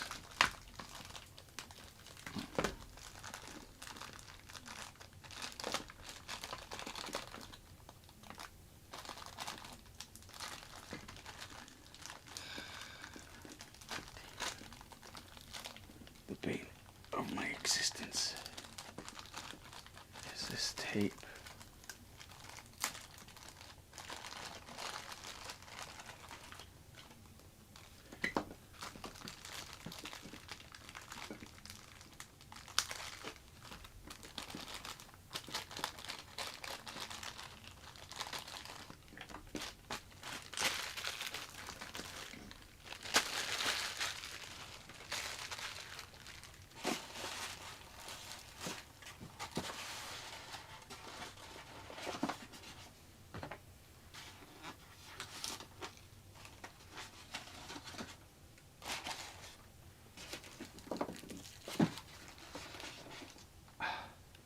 Here you go. Who was saying they were running? Their cousin was running around giving the middle finger to everybody because of to mimic the data spike.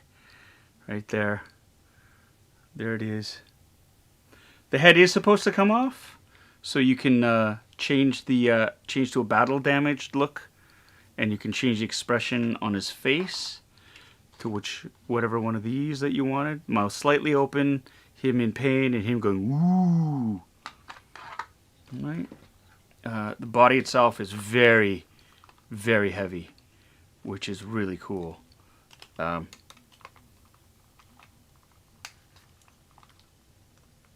the legs, the calves are metal, die-cast metal. The arms, the calves, thighs are plastic though. It's a heavy plastic. One thing I noticed as well was this snaps right off, and there's a speaker. I believe that's a speaker. So I think Robocop himself makes some noise, but look at the detailing on that. And look at how the foot articulates. Look at the bend in the foot. That's true to form from the movie. Right? And it's got the piston actuator. This rotates here back and forth. Right? I have a NECA Robocop. It's molded in plastic. It's great. I love it. But this like die-cast metal, especially of Robocop, it's a no-brainer. It's so smart. But yeah, you kind of go, well, of course, right? So there are magnetic points here, so you can attach those. This is his undamaged chest piece, right, like that. And then if you wanted to swap it out, you put this in. This is his damaged chest piece. It's that simple. So smart. So smart. And then the head. Let's put Robocop's head back on so it doesn't upset people.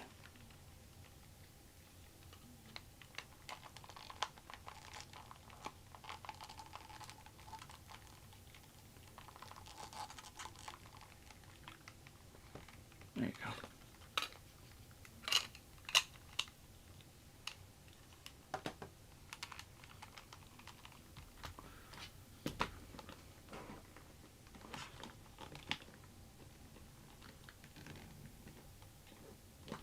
Wow. Wow, that's pretty cool. So, there's arms. Let's see, leg holster, working leg holster. Definitely feels like this is hollow and it would open. It does. It opens. It opens.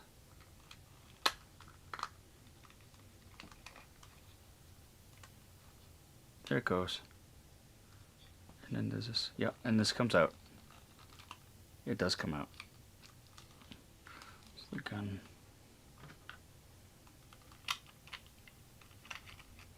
Yes, of course. Yeah. So the thigh articulates open. Holster comes out. Gun fits right in like that.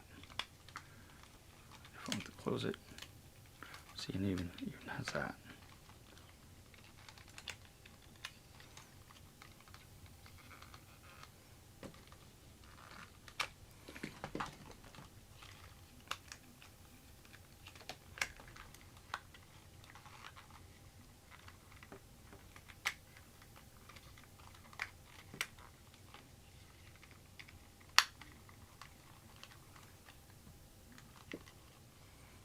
Not too bad.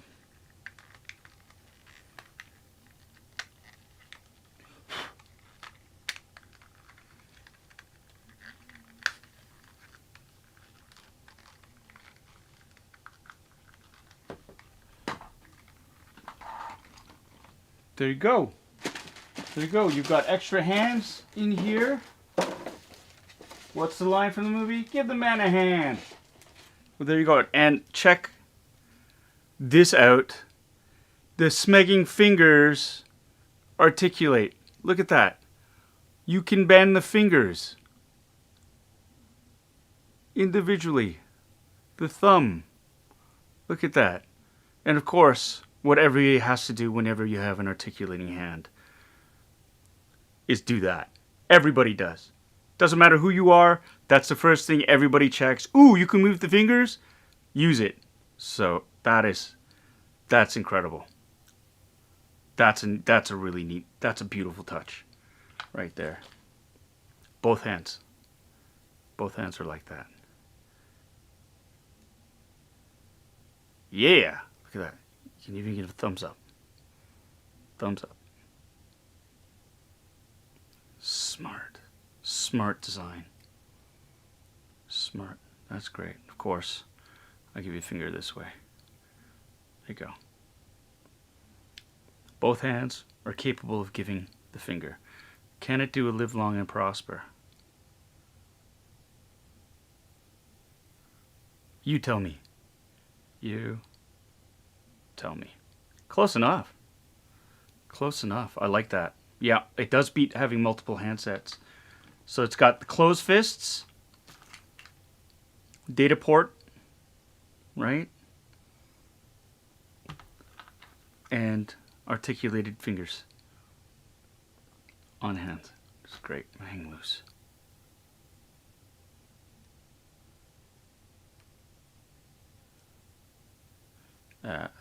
The We Will Rock You hang loose is hang loose. It does. There you go. And of course it comes. Here's a standard OCP base. If you want to just stand them up on it, hole for the crotch guard is there. It's boring, but I want to take a look at this articulating chair.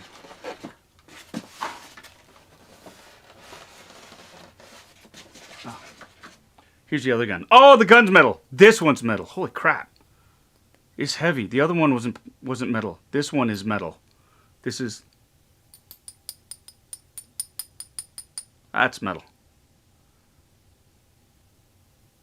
Jeez Louise. That makes me wonder then.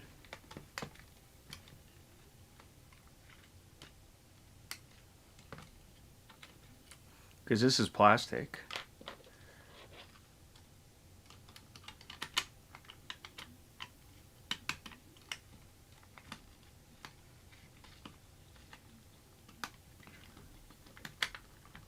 Oh yeah.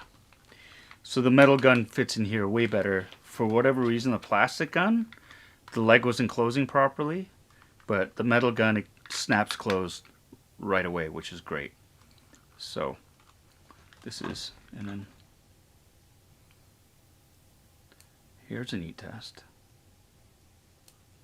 Can he grip the gun?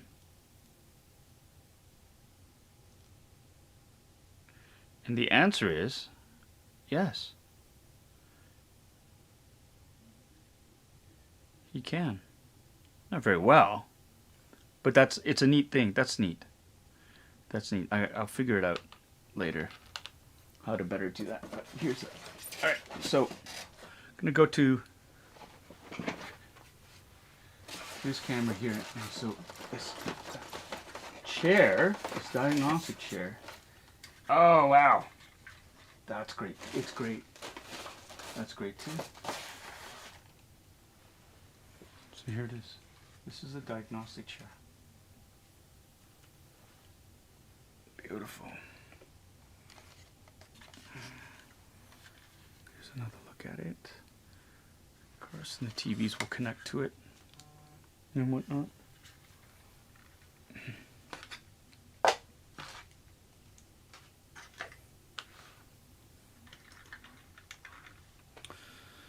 So now I'm curious.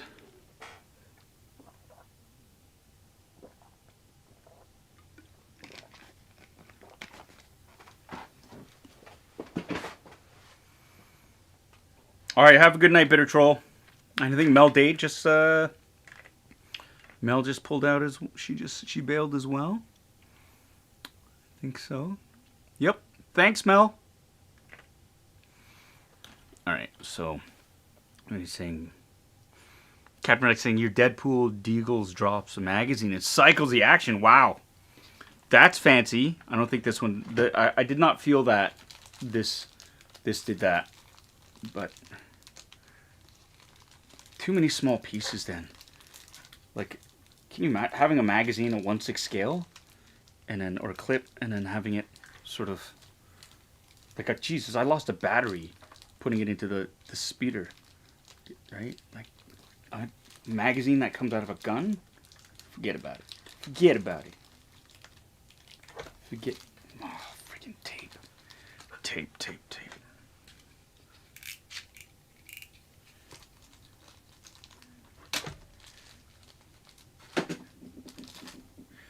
Okay.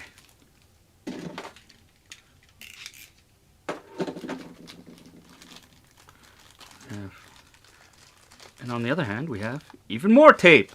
It's awesome. That's awesome. And it's wrapped around itself in a nice, tight coil. Just the way I like it. Difficult AF to remove. Look away, children. Look away. See, I don't want to cut this.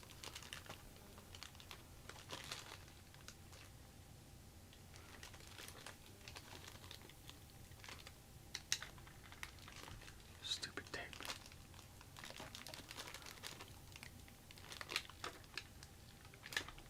There you go. See?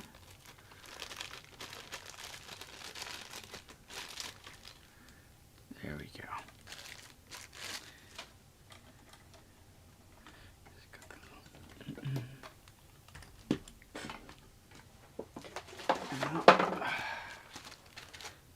The instructions. So while I have your attention here, I thought it would be nice to sort of, I wonder, is this going to work? Is this working? Let's see if this works here. To be able to do this. Wish somebody out there a very happy birthday. Remember, Marshall Pyatt, if you're out there watching this, your wife wanted me to wish you a happy birthday. You're a big fan of the channel. I do remember tweeting with you, to you, and whatnot. And I know you're a big fan of the channel and of Kim's Convenience and of myself. And I want to say thank you. And I hope you had the happiest of birthdays. Happy birthday. Wanted to wish you that. And for all of you out there, all you members, hey, If you want a shout out on the channel, if it's a special occasion, drop a comment. Let me know, and I'll see if I can squeeze it into a show and to wish you a happy occasion, whatever it may be. But Marshall, thank you so much. Happy birthday. Okay, so we got that there. And this is what I love. See, then everybody immediately starts jumping in, wishing the person a happy birthday. This is an incredible community. I love that. Thank you so much, everyone, for doing that. It just really shows how kind y'all are. It's brilliant. Love it. And you know what's brilliant too? Remember that little rubber thing? I was like, that OCP, like, oh, I have no idea what this little rubbery thing did. Well, it turns out it helps to remove a clip on the back, so I can put batteries in for Robocop. So how cool is that? It's a magnet, and I'm gonna do it again because that was too freaking cool for school. And I'm actually gonna show it in the overhead cam here too. Wrong one.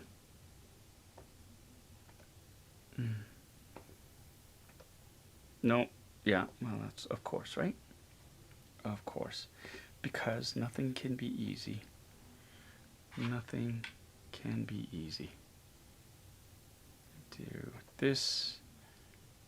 Do this, and get rid of that. Because nothing can be easy ever. Here's the camera. This is what I wanted to show. Was this. So I've got, it goes like that, and just lifts up. There's a battery there.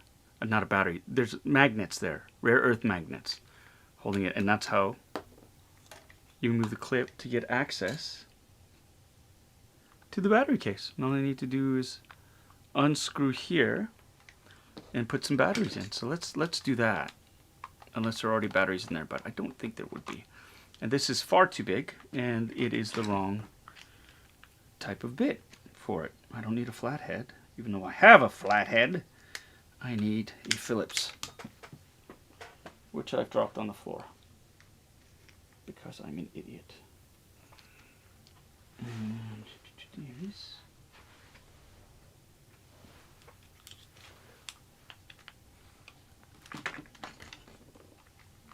Oh, Christopher, it was your birthday last week too?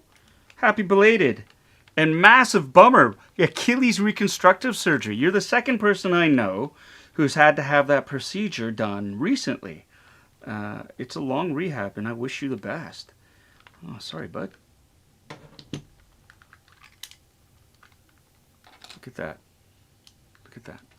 The rare earth magnet caught the little screw. And oh, look. More silica case gel. Whee! And these look like AAA. 1.5 volt, they're AAAs. Those are AAA batteries. So I will get, I have those, and I'm going to need my fancy glasses here.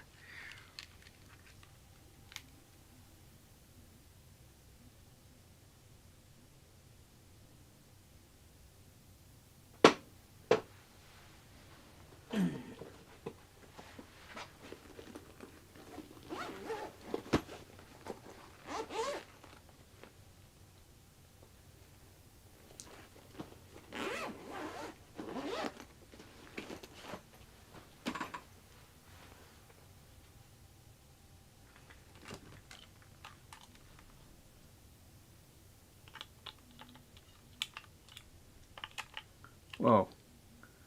They're not. LR1 AM5? What the hell size are those? Those are not. Okay, so fuck a duck. So these are AAA batteries. And they don't fit. And for sure they're not AA batteries. So there's a whole other size of battery. LR1 AM5 size 8 1.5. I've never heard of that size battery before. But that just figures. That just figures. They might be doorbell batteries? Doorbell?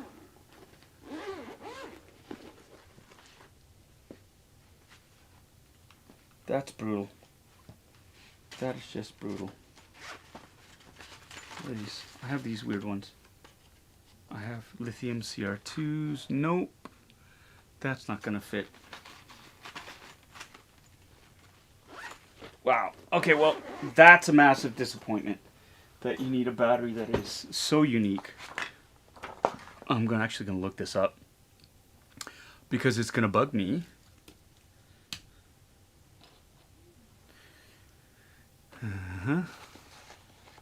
These kind of batteries. LR1AM5. LR1AM5. Size 1.5. Battery. Jeez Louise. Alright, well. LR1 AM5.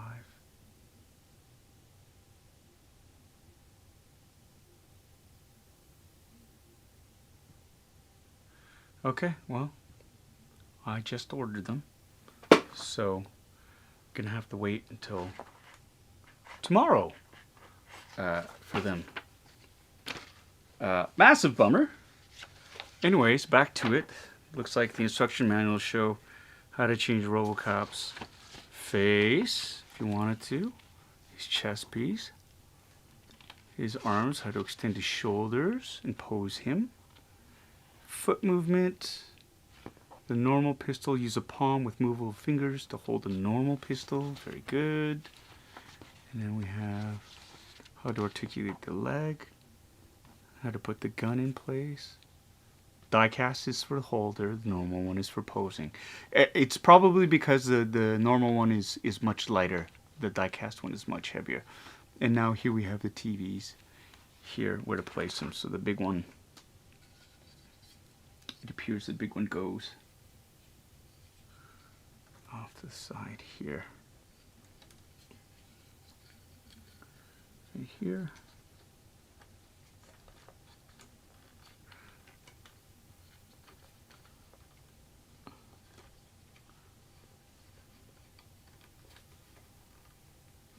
Okay.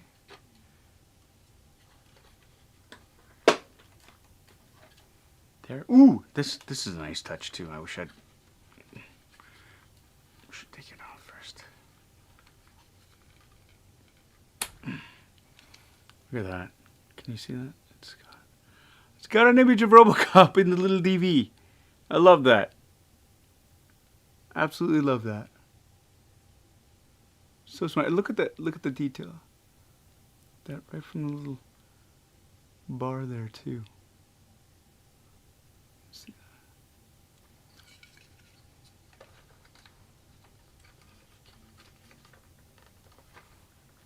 that, and then the dual monitor system here. And what you can do is they have these stickers here. They're punched out. You can pop them in each of those, which is cool. And then there's in the monitors, there are, it's already attached to that monitor. Ah, I see. If I wanted to remove the chair, I would click the this button here, and then it slides out. That's the lock if I wanted to do that. But I don't. I want to do this. Arms slide forward, back.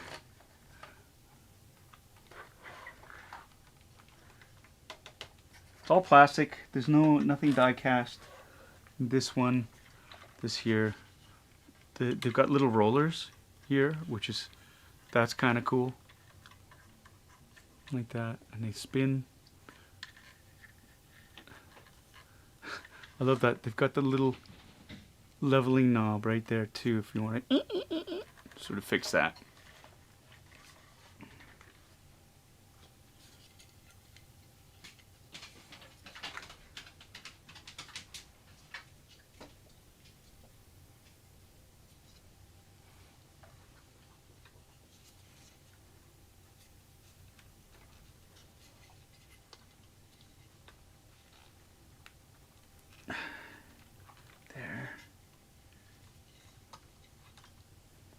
What are you doing?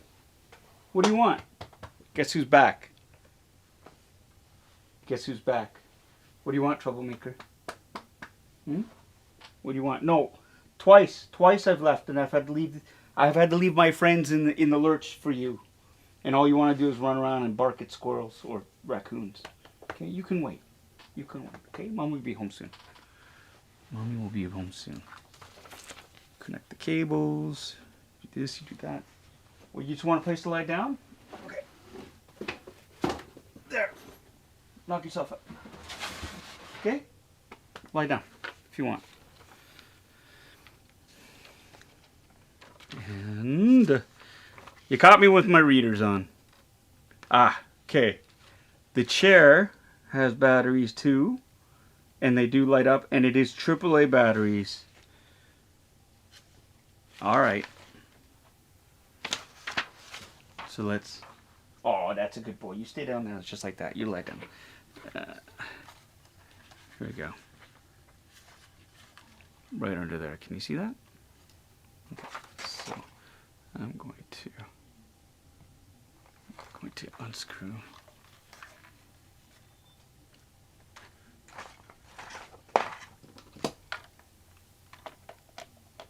There's been a lot of this today.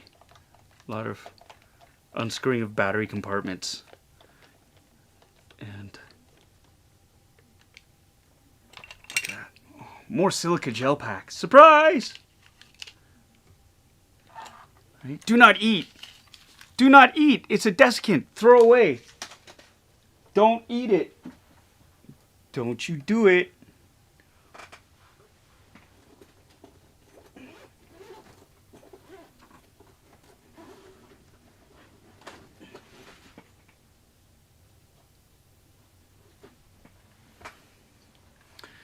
I had to stretch over to get the batteries, and I think I winded myself. Okay. All right, 1, 2, 3. And put this in there. Concentrate. Concentrate. All right. You're in. You are in.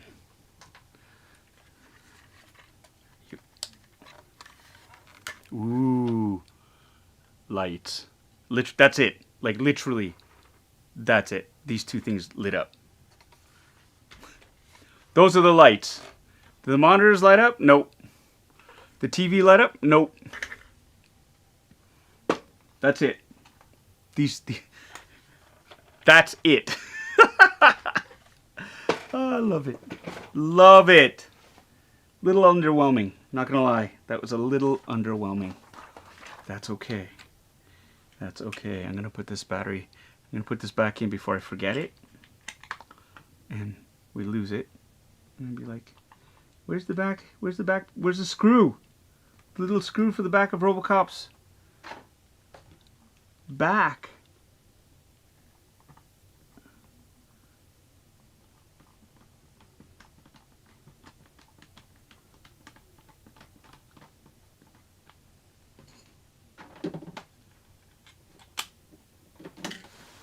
Just like that.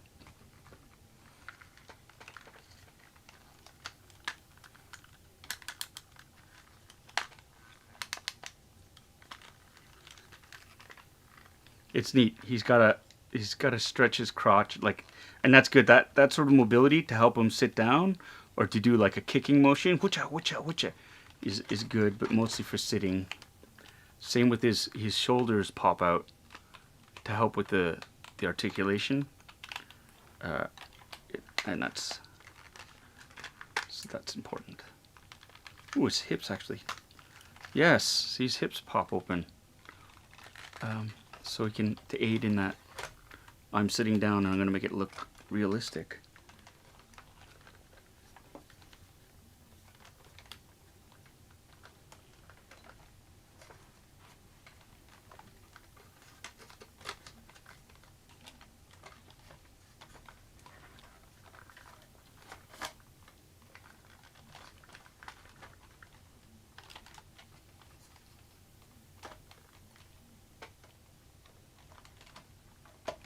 And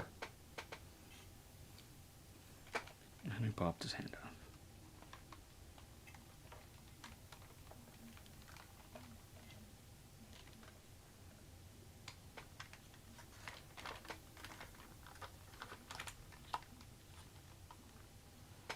Well, it's neat. I think this is. I think the. Let's see this. There we go. There we go. I thought that was weird that he was sitting like a little child on his.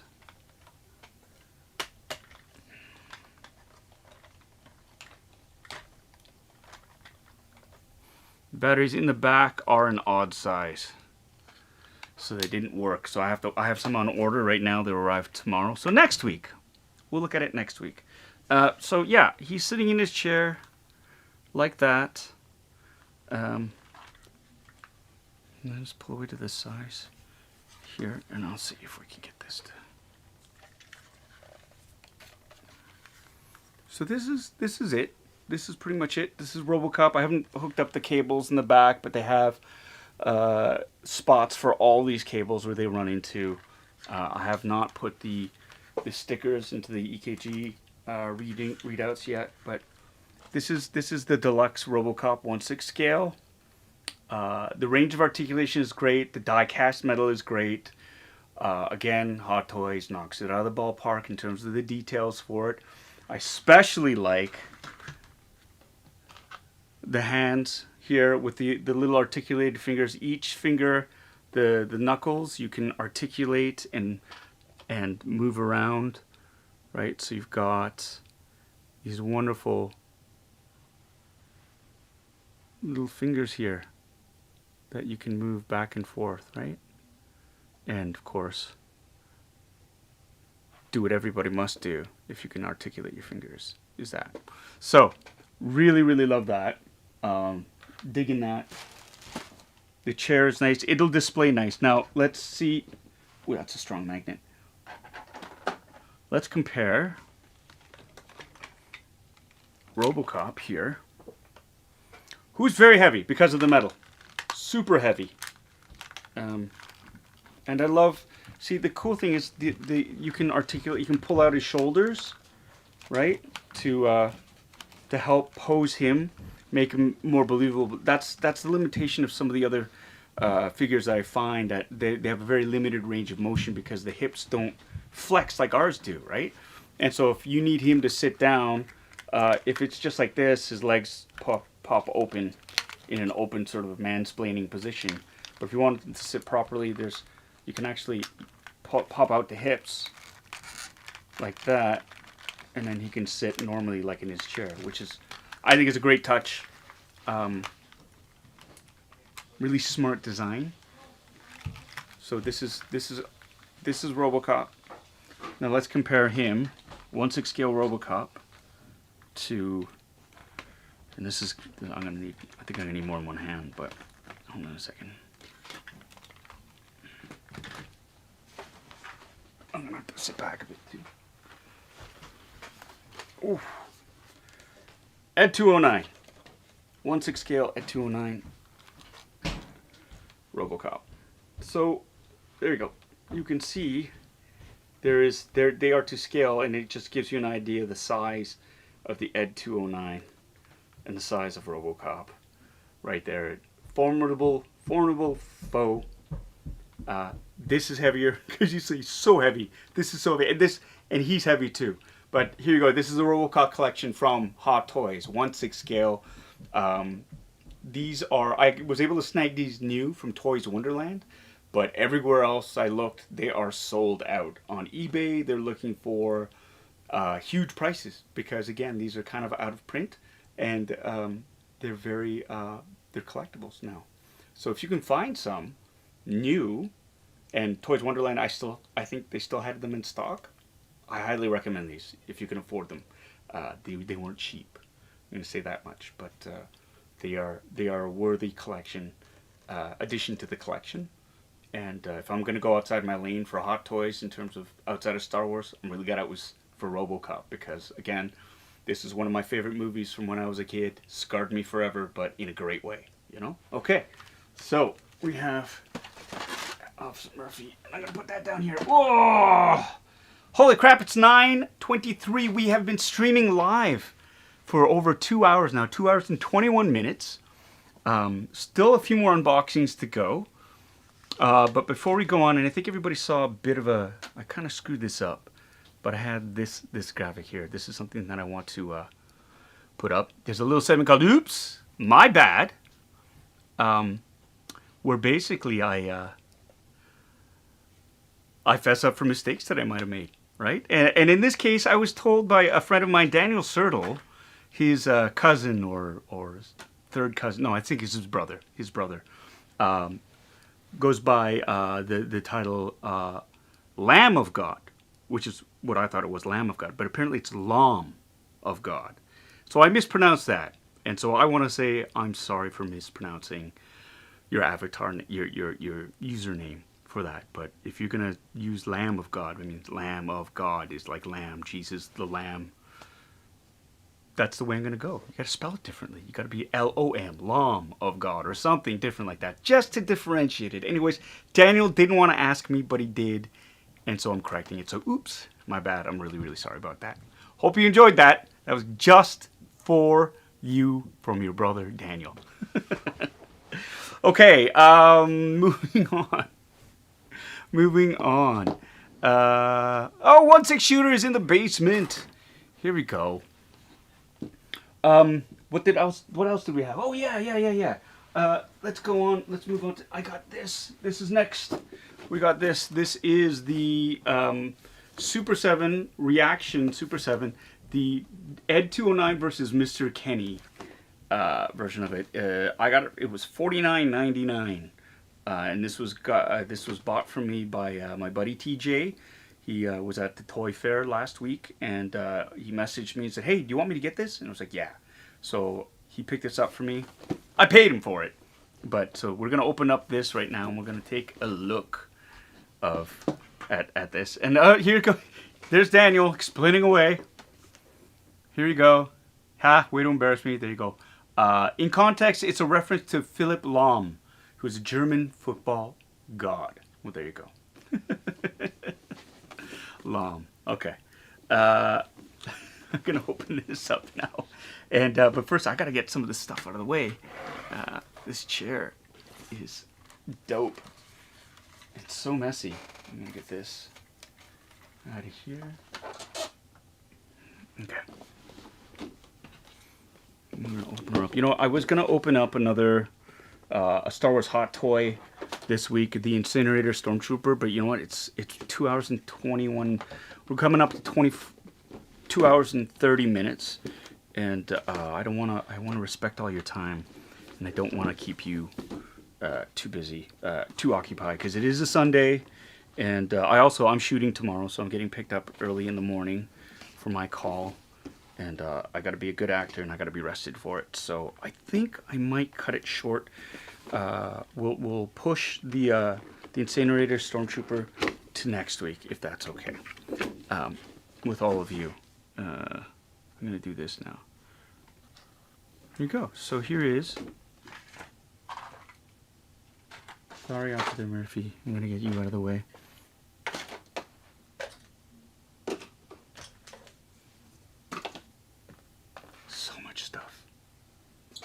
So much.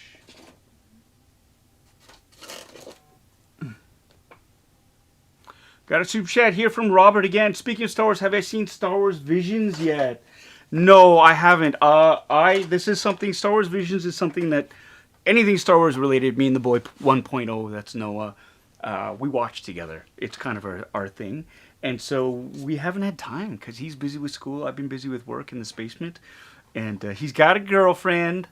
And so his time is limited. And so we haven't had a chance. And they dropped every single episode at once. So, yeah, I don't know. That's something that is kind of like surprising. So we haven't even been able to watch one. We've said to each other that we got to watch it. So we're going to do that. Yoko, yes, it is a cool set. And I'm impressed, I have to say. Like, I saw this and I was like, I must have this. And I really love, look at the packaging here. This is the scene in Robocop where poor Mr. Kenny gets suckered into being the demonstration model and ends up getting absolutely shredded. Super 7 has really sort of knocked it out of the park really with a lot of their figures here. I love it. Here you have some of the other figures. I got to track down the Robocop, the damaged Robocop, and of course this is Emil. This is what I was talking about. Here Super 7 calls him the Toxic Waste Thug, but his name's under there, Emil Antonovsky. So I love that. That's great, Mr. Kinney, who gets completely blown away. But so the artwork is spectacular on the box too, and I really dig it. So let's open it up. I've already pre-cut the tape, so we can get to that.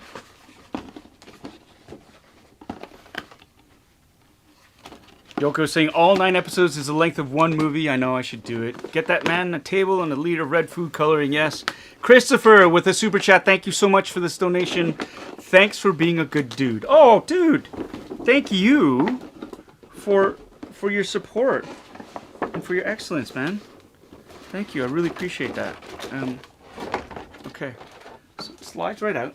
Mr. Kinney slides right out. Have the nice background. Clamshell.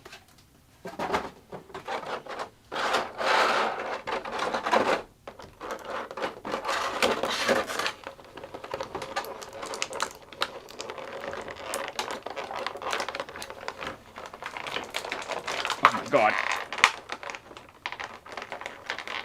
Yoko, they packed the hell out of these. Wow. That was really hard to get out. I'm out of breath. Woo! Alright. And still using the metal zip ties, the metal ties. Hold it in.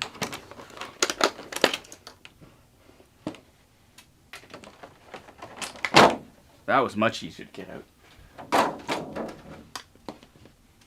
So here it is. There you go, there, 209. Nice and compact. The paint job is nice on it. Good articulation. The arms just go up and down. They don't go in and out. Or do they? Nope. They don't. Don't break it. Don't break it. Don't break it. And the legs. Yep. Independent articulation. Zip, zip, zip, zip, zip, zip. Zip, zip, zip, zip. Which is great. Feet are molded in one piece. Which is fine. Mr. Kenny, with the big hole in him. I think in the movie he didn't have just a single hole. He had like a much bigger hole that was just sort of pockmarked around. But I love, look at that. Can you see the look of? I love that reaction and Super 7. This is a great line, and they've got some really look, the exit wounds. That's brilliant.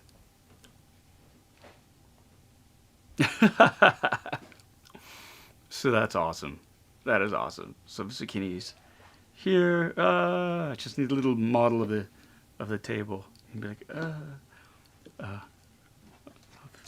of Delta City.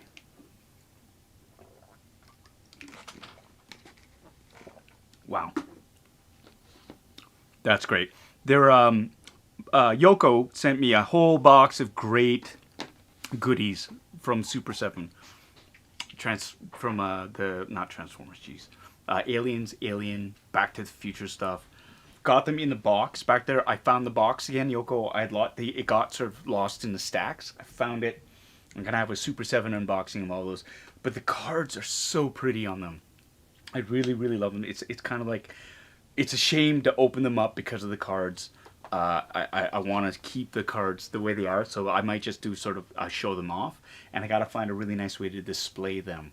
I also have, I think Super 7 bought the license from Reaction, or Reaction was a separate company. I'm not really sure of what it is, but they seem to have teamed up. But the first time I collected one of those things was the Jaws figures. So I have Bruce the Shark, and I just need to find, and this is the Holy Trinity there, Hooper, Brody, and Quint. Those are the three, and I'm going to have to, I think I'm going to go on the wild. Now that the cons are up and running, I'm going to check those out. Maybe I can find them there. If not, I have to go to Evil Bay, which is fine. Speaking of cons, October 29th to the 30th, if you are in the Niagara Falls region, I will be appearing at Niagara Falls Comic Con. So, as a guest there. So, I'll be, selling autographs and photographs and other merch. So, swing on by. I'll be there Friday from, I think, 5 to 9. And then Saturday, I'm just going to do the afternoon from 2 to 4. The 501st will be there. I'm going to hang out with them. And I'm going to go searching for some really cool, wicked cool merch. I don't think I'm doing any panels yet, but I will be available for meet and greet. So if you are in that area, again, the Niagara Falls Comic Con, October 29th and 30th, that is the Friday and the Saturday, please swing on by and say hi. It'd be lovely to see you. And even if you're not getting anything, get in line. We'll chat. Let's chat. Let's talk. Why not, right? And as well on that too, I would be remiss if I did not mention, hey, we've got that 90-second horror film challenge for all of you out there. There's one entry in so far. Somebody else has been asking about more details. I'm sorry, that slipped through the cracks in terms of the rules. They asked if they could use Apple trailers, I think, to create some. I want a film. So short film, it doesn't have to be too complicated, but I think I don't want a trailer. I want a short film. And I want to see what people can do in terms of that. And you saw again, I'm going to put a posting up for members only of that 90-second film that we did, my family and I did at the beginning of the pandemic. Honestly, we shot that on my phone. We edited it. It took like, an hour to edit it. And just have fun with that. So again, and you've got some great prizes that you can get, one of, Freddie Mercury, Freddy Krueger, Jason Voorhees, Michael Myers, or Leatherface. Those are up for grabs. First, second, third prize. And and then to celebrate on Halloween, October 31st, that's a Sunday. So FUNBOXING Sundays, Halloween edition. We'll do a screening of the winning entries. We'll have a lot of fun. There will be giveaways. And hey, we're almost at 14,000 subscribers on this channel, which is mind-blowing for me. And I think well within striking distance. My goal for the end of this year would be to hit 15K. I'd love that. And if we do that for the New Year's, I've got a prize giveaway bonanza in store for everybody. And I've got some special things for members as well. Some really great Kim's memorabilia, some autograph swag, and other mementos and things for the show for the members. And again, if you want information on membership, check out the channel. There's a membership video with the offer, the 2 different levels. And for those of you who are members, thank you so much from the bottom of my heart for signing up and investing in the channel, because this money that you put into membership doesn't go into my pockets. It goes into this channel to create content. And it's going to be great. And again, I think my dream is we get enough membership, I can rent a studio space, and it'd be, we can really take it to the next level. So those are my short-term goals right now. But I want to say again, thank you to everybody who's done a super chat, who's a member, who watches this channel, who supports in any way. I get it. Sometimes membership is it's a little bit out of reach, and that's totally cool too. I just wanted to offer some bonuses for people who help support this channel too and want a little bit more. So there is that. Somebody I saw asked what was on this is my hoodie that I got from my buddy Norm Wilner. He got it in the UK. So this is the front. It's obviously it's first order TK, and on the back it just says Star Wars. Can you see that? Can you see that? Star Wars. Right, like that.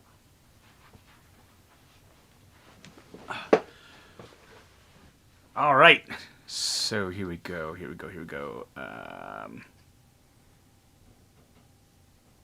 Yeah. Thank you, Linda. Freddie Mercury merch. I know. I'm tired. Okay, so we're gonna push, and we're gonna push the Hot Toys Remnant Stormtrooper. I have him here. Not the Remnant Stormtrooper. I have him here. This is the Hot Toys Incinerator Trooper. I actually got this for Christmas from Anna, my wife. And I've been itching to open it up. And one of the things I want to do is with the Hot Toys, I'm going to model them with the helmets that they match up with. So here I did an unboxing, can you see it, of the Incinerator Trooper. That's an Anovos helmet. So I'm going to pose this with that in there, and when it'll get lit up, it'll be really nice. spared no expense. So that's the ultimate plan. I'd like to sort of put that all the way together. What is this? People are asking. Oh, Damage Queen is asking, where can we send you stuff, Paul? Is there an address to a PO box or something? If you go to bitterasiandude.com, I think. Do I have something there? I'll post it. I'll post the address where you can have artwork and stuff sent to. For me, Daniel's asking, is there a way we can donate memberships to people who want them but can't get them? That's a great question. As of yet, right now, I think you can. I need to double check because what I wanted to do as well was have memberships sort of as a gift for me to give out as well. And YouTube does not support that. It's weird. So, like, for example, my kids...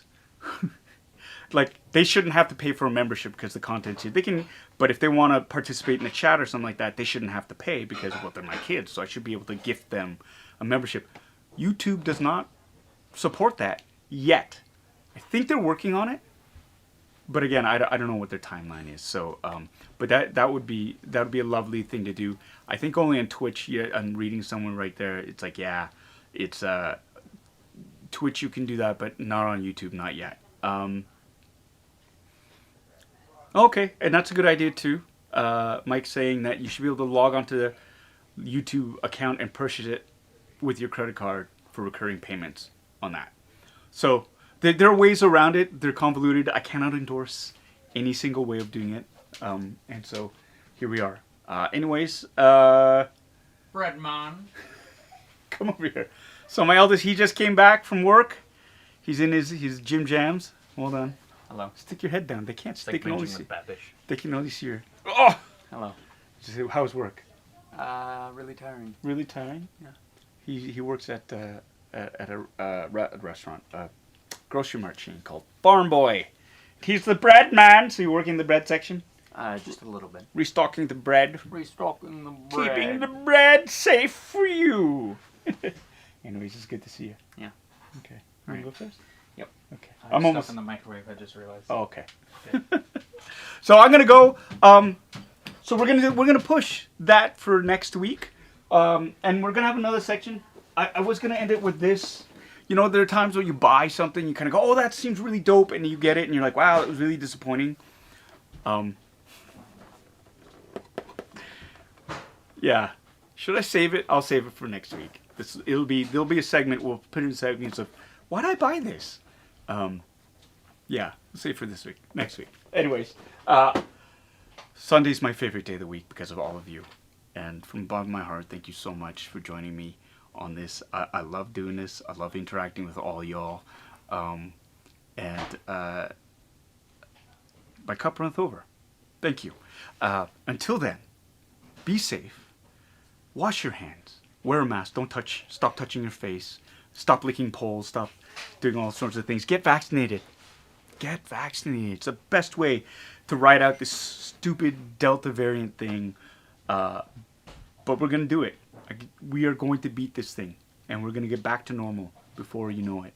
And this will all be a terrible, terrible memory. But this is what we want.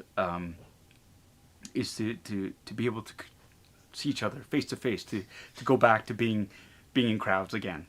And the only way we can do that is by keeping each other safe and protecting each other. But until then, thanks again. Have a fantastic week.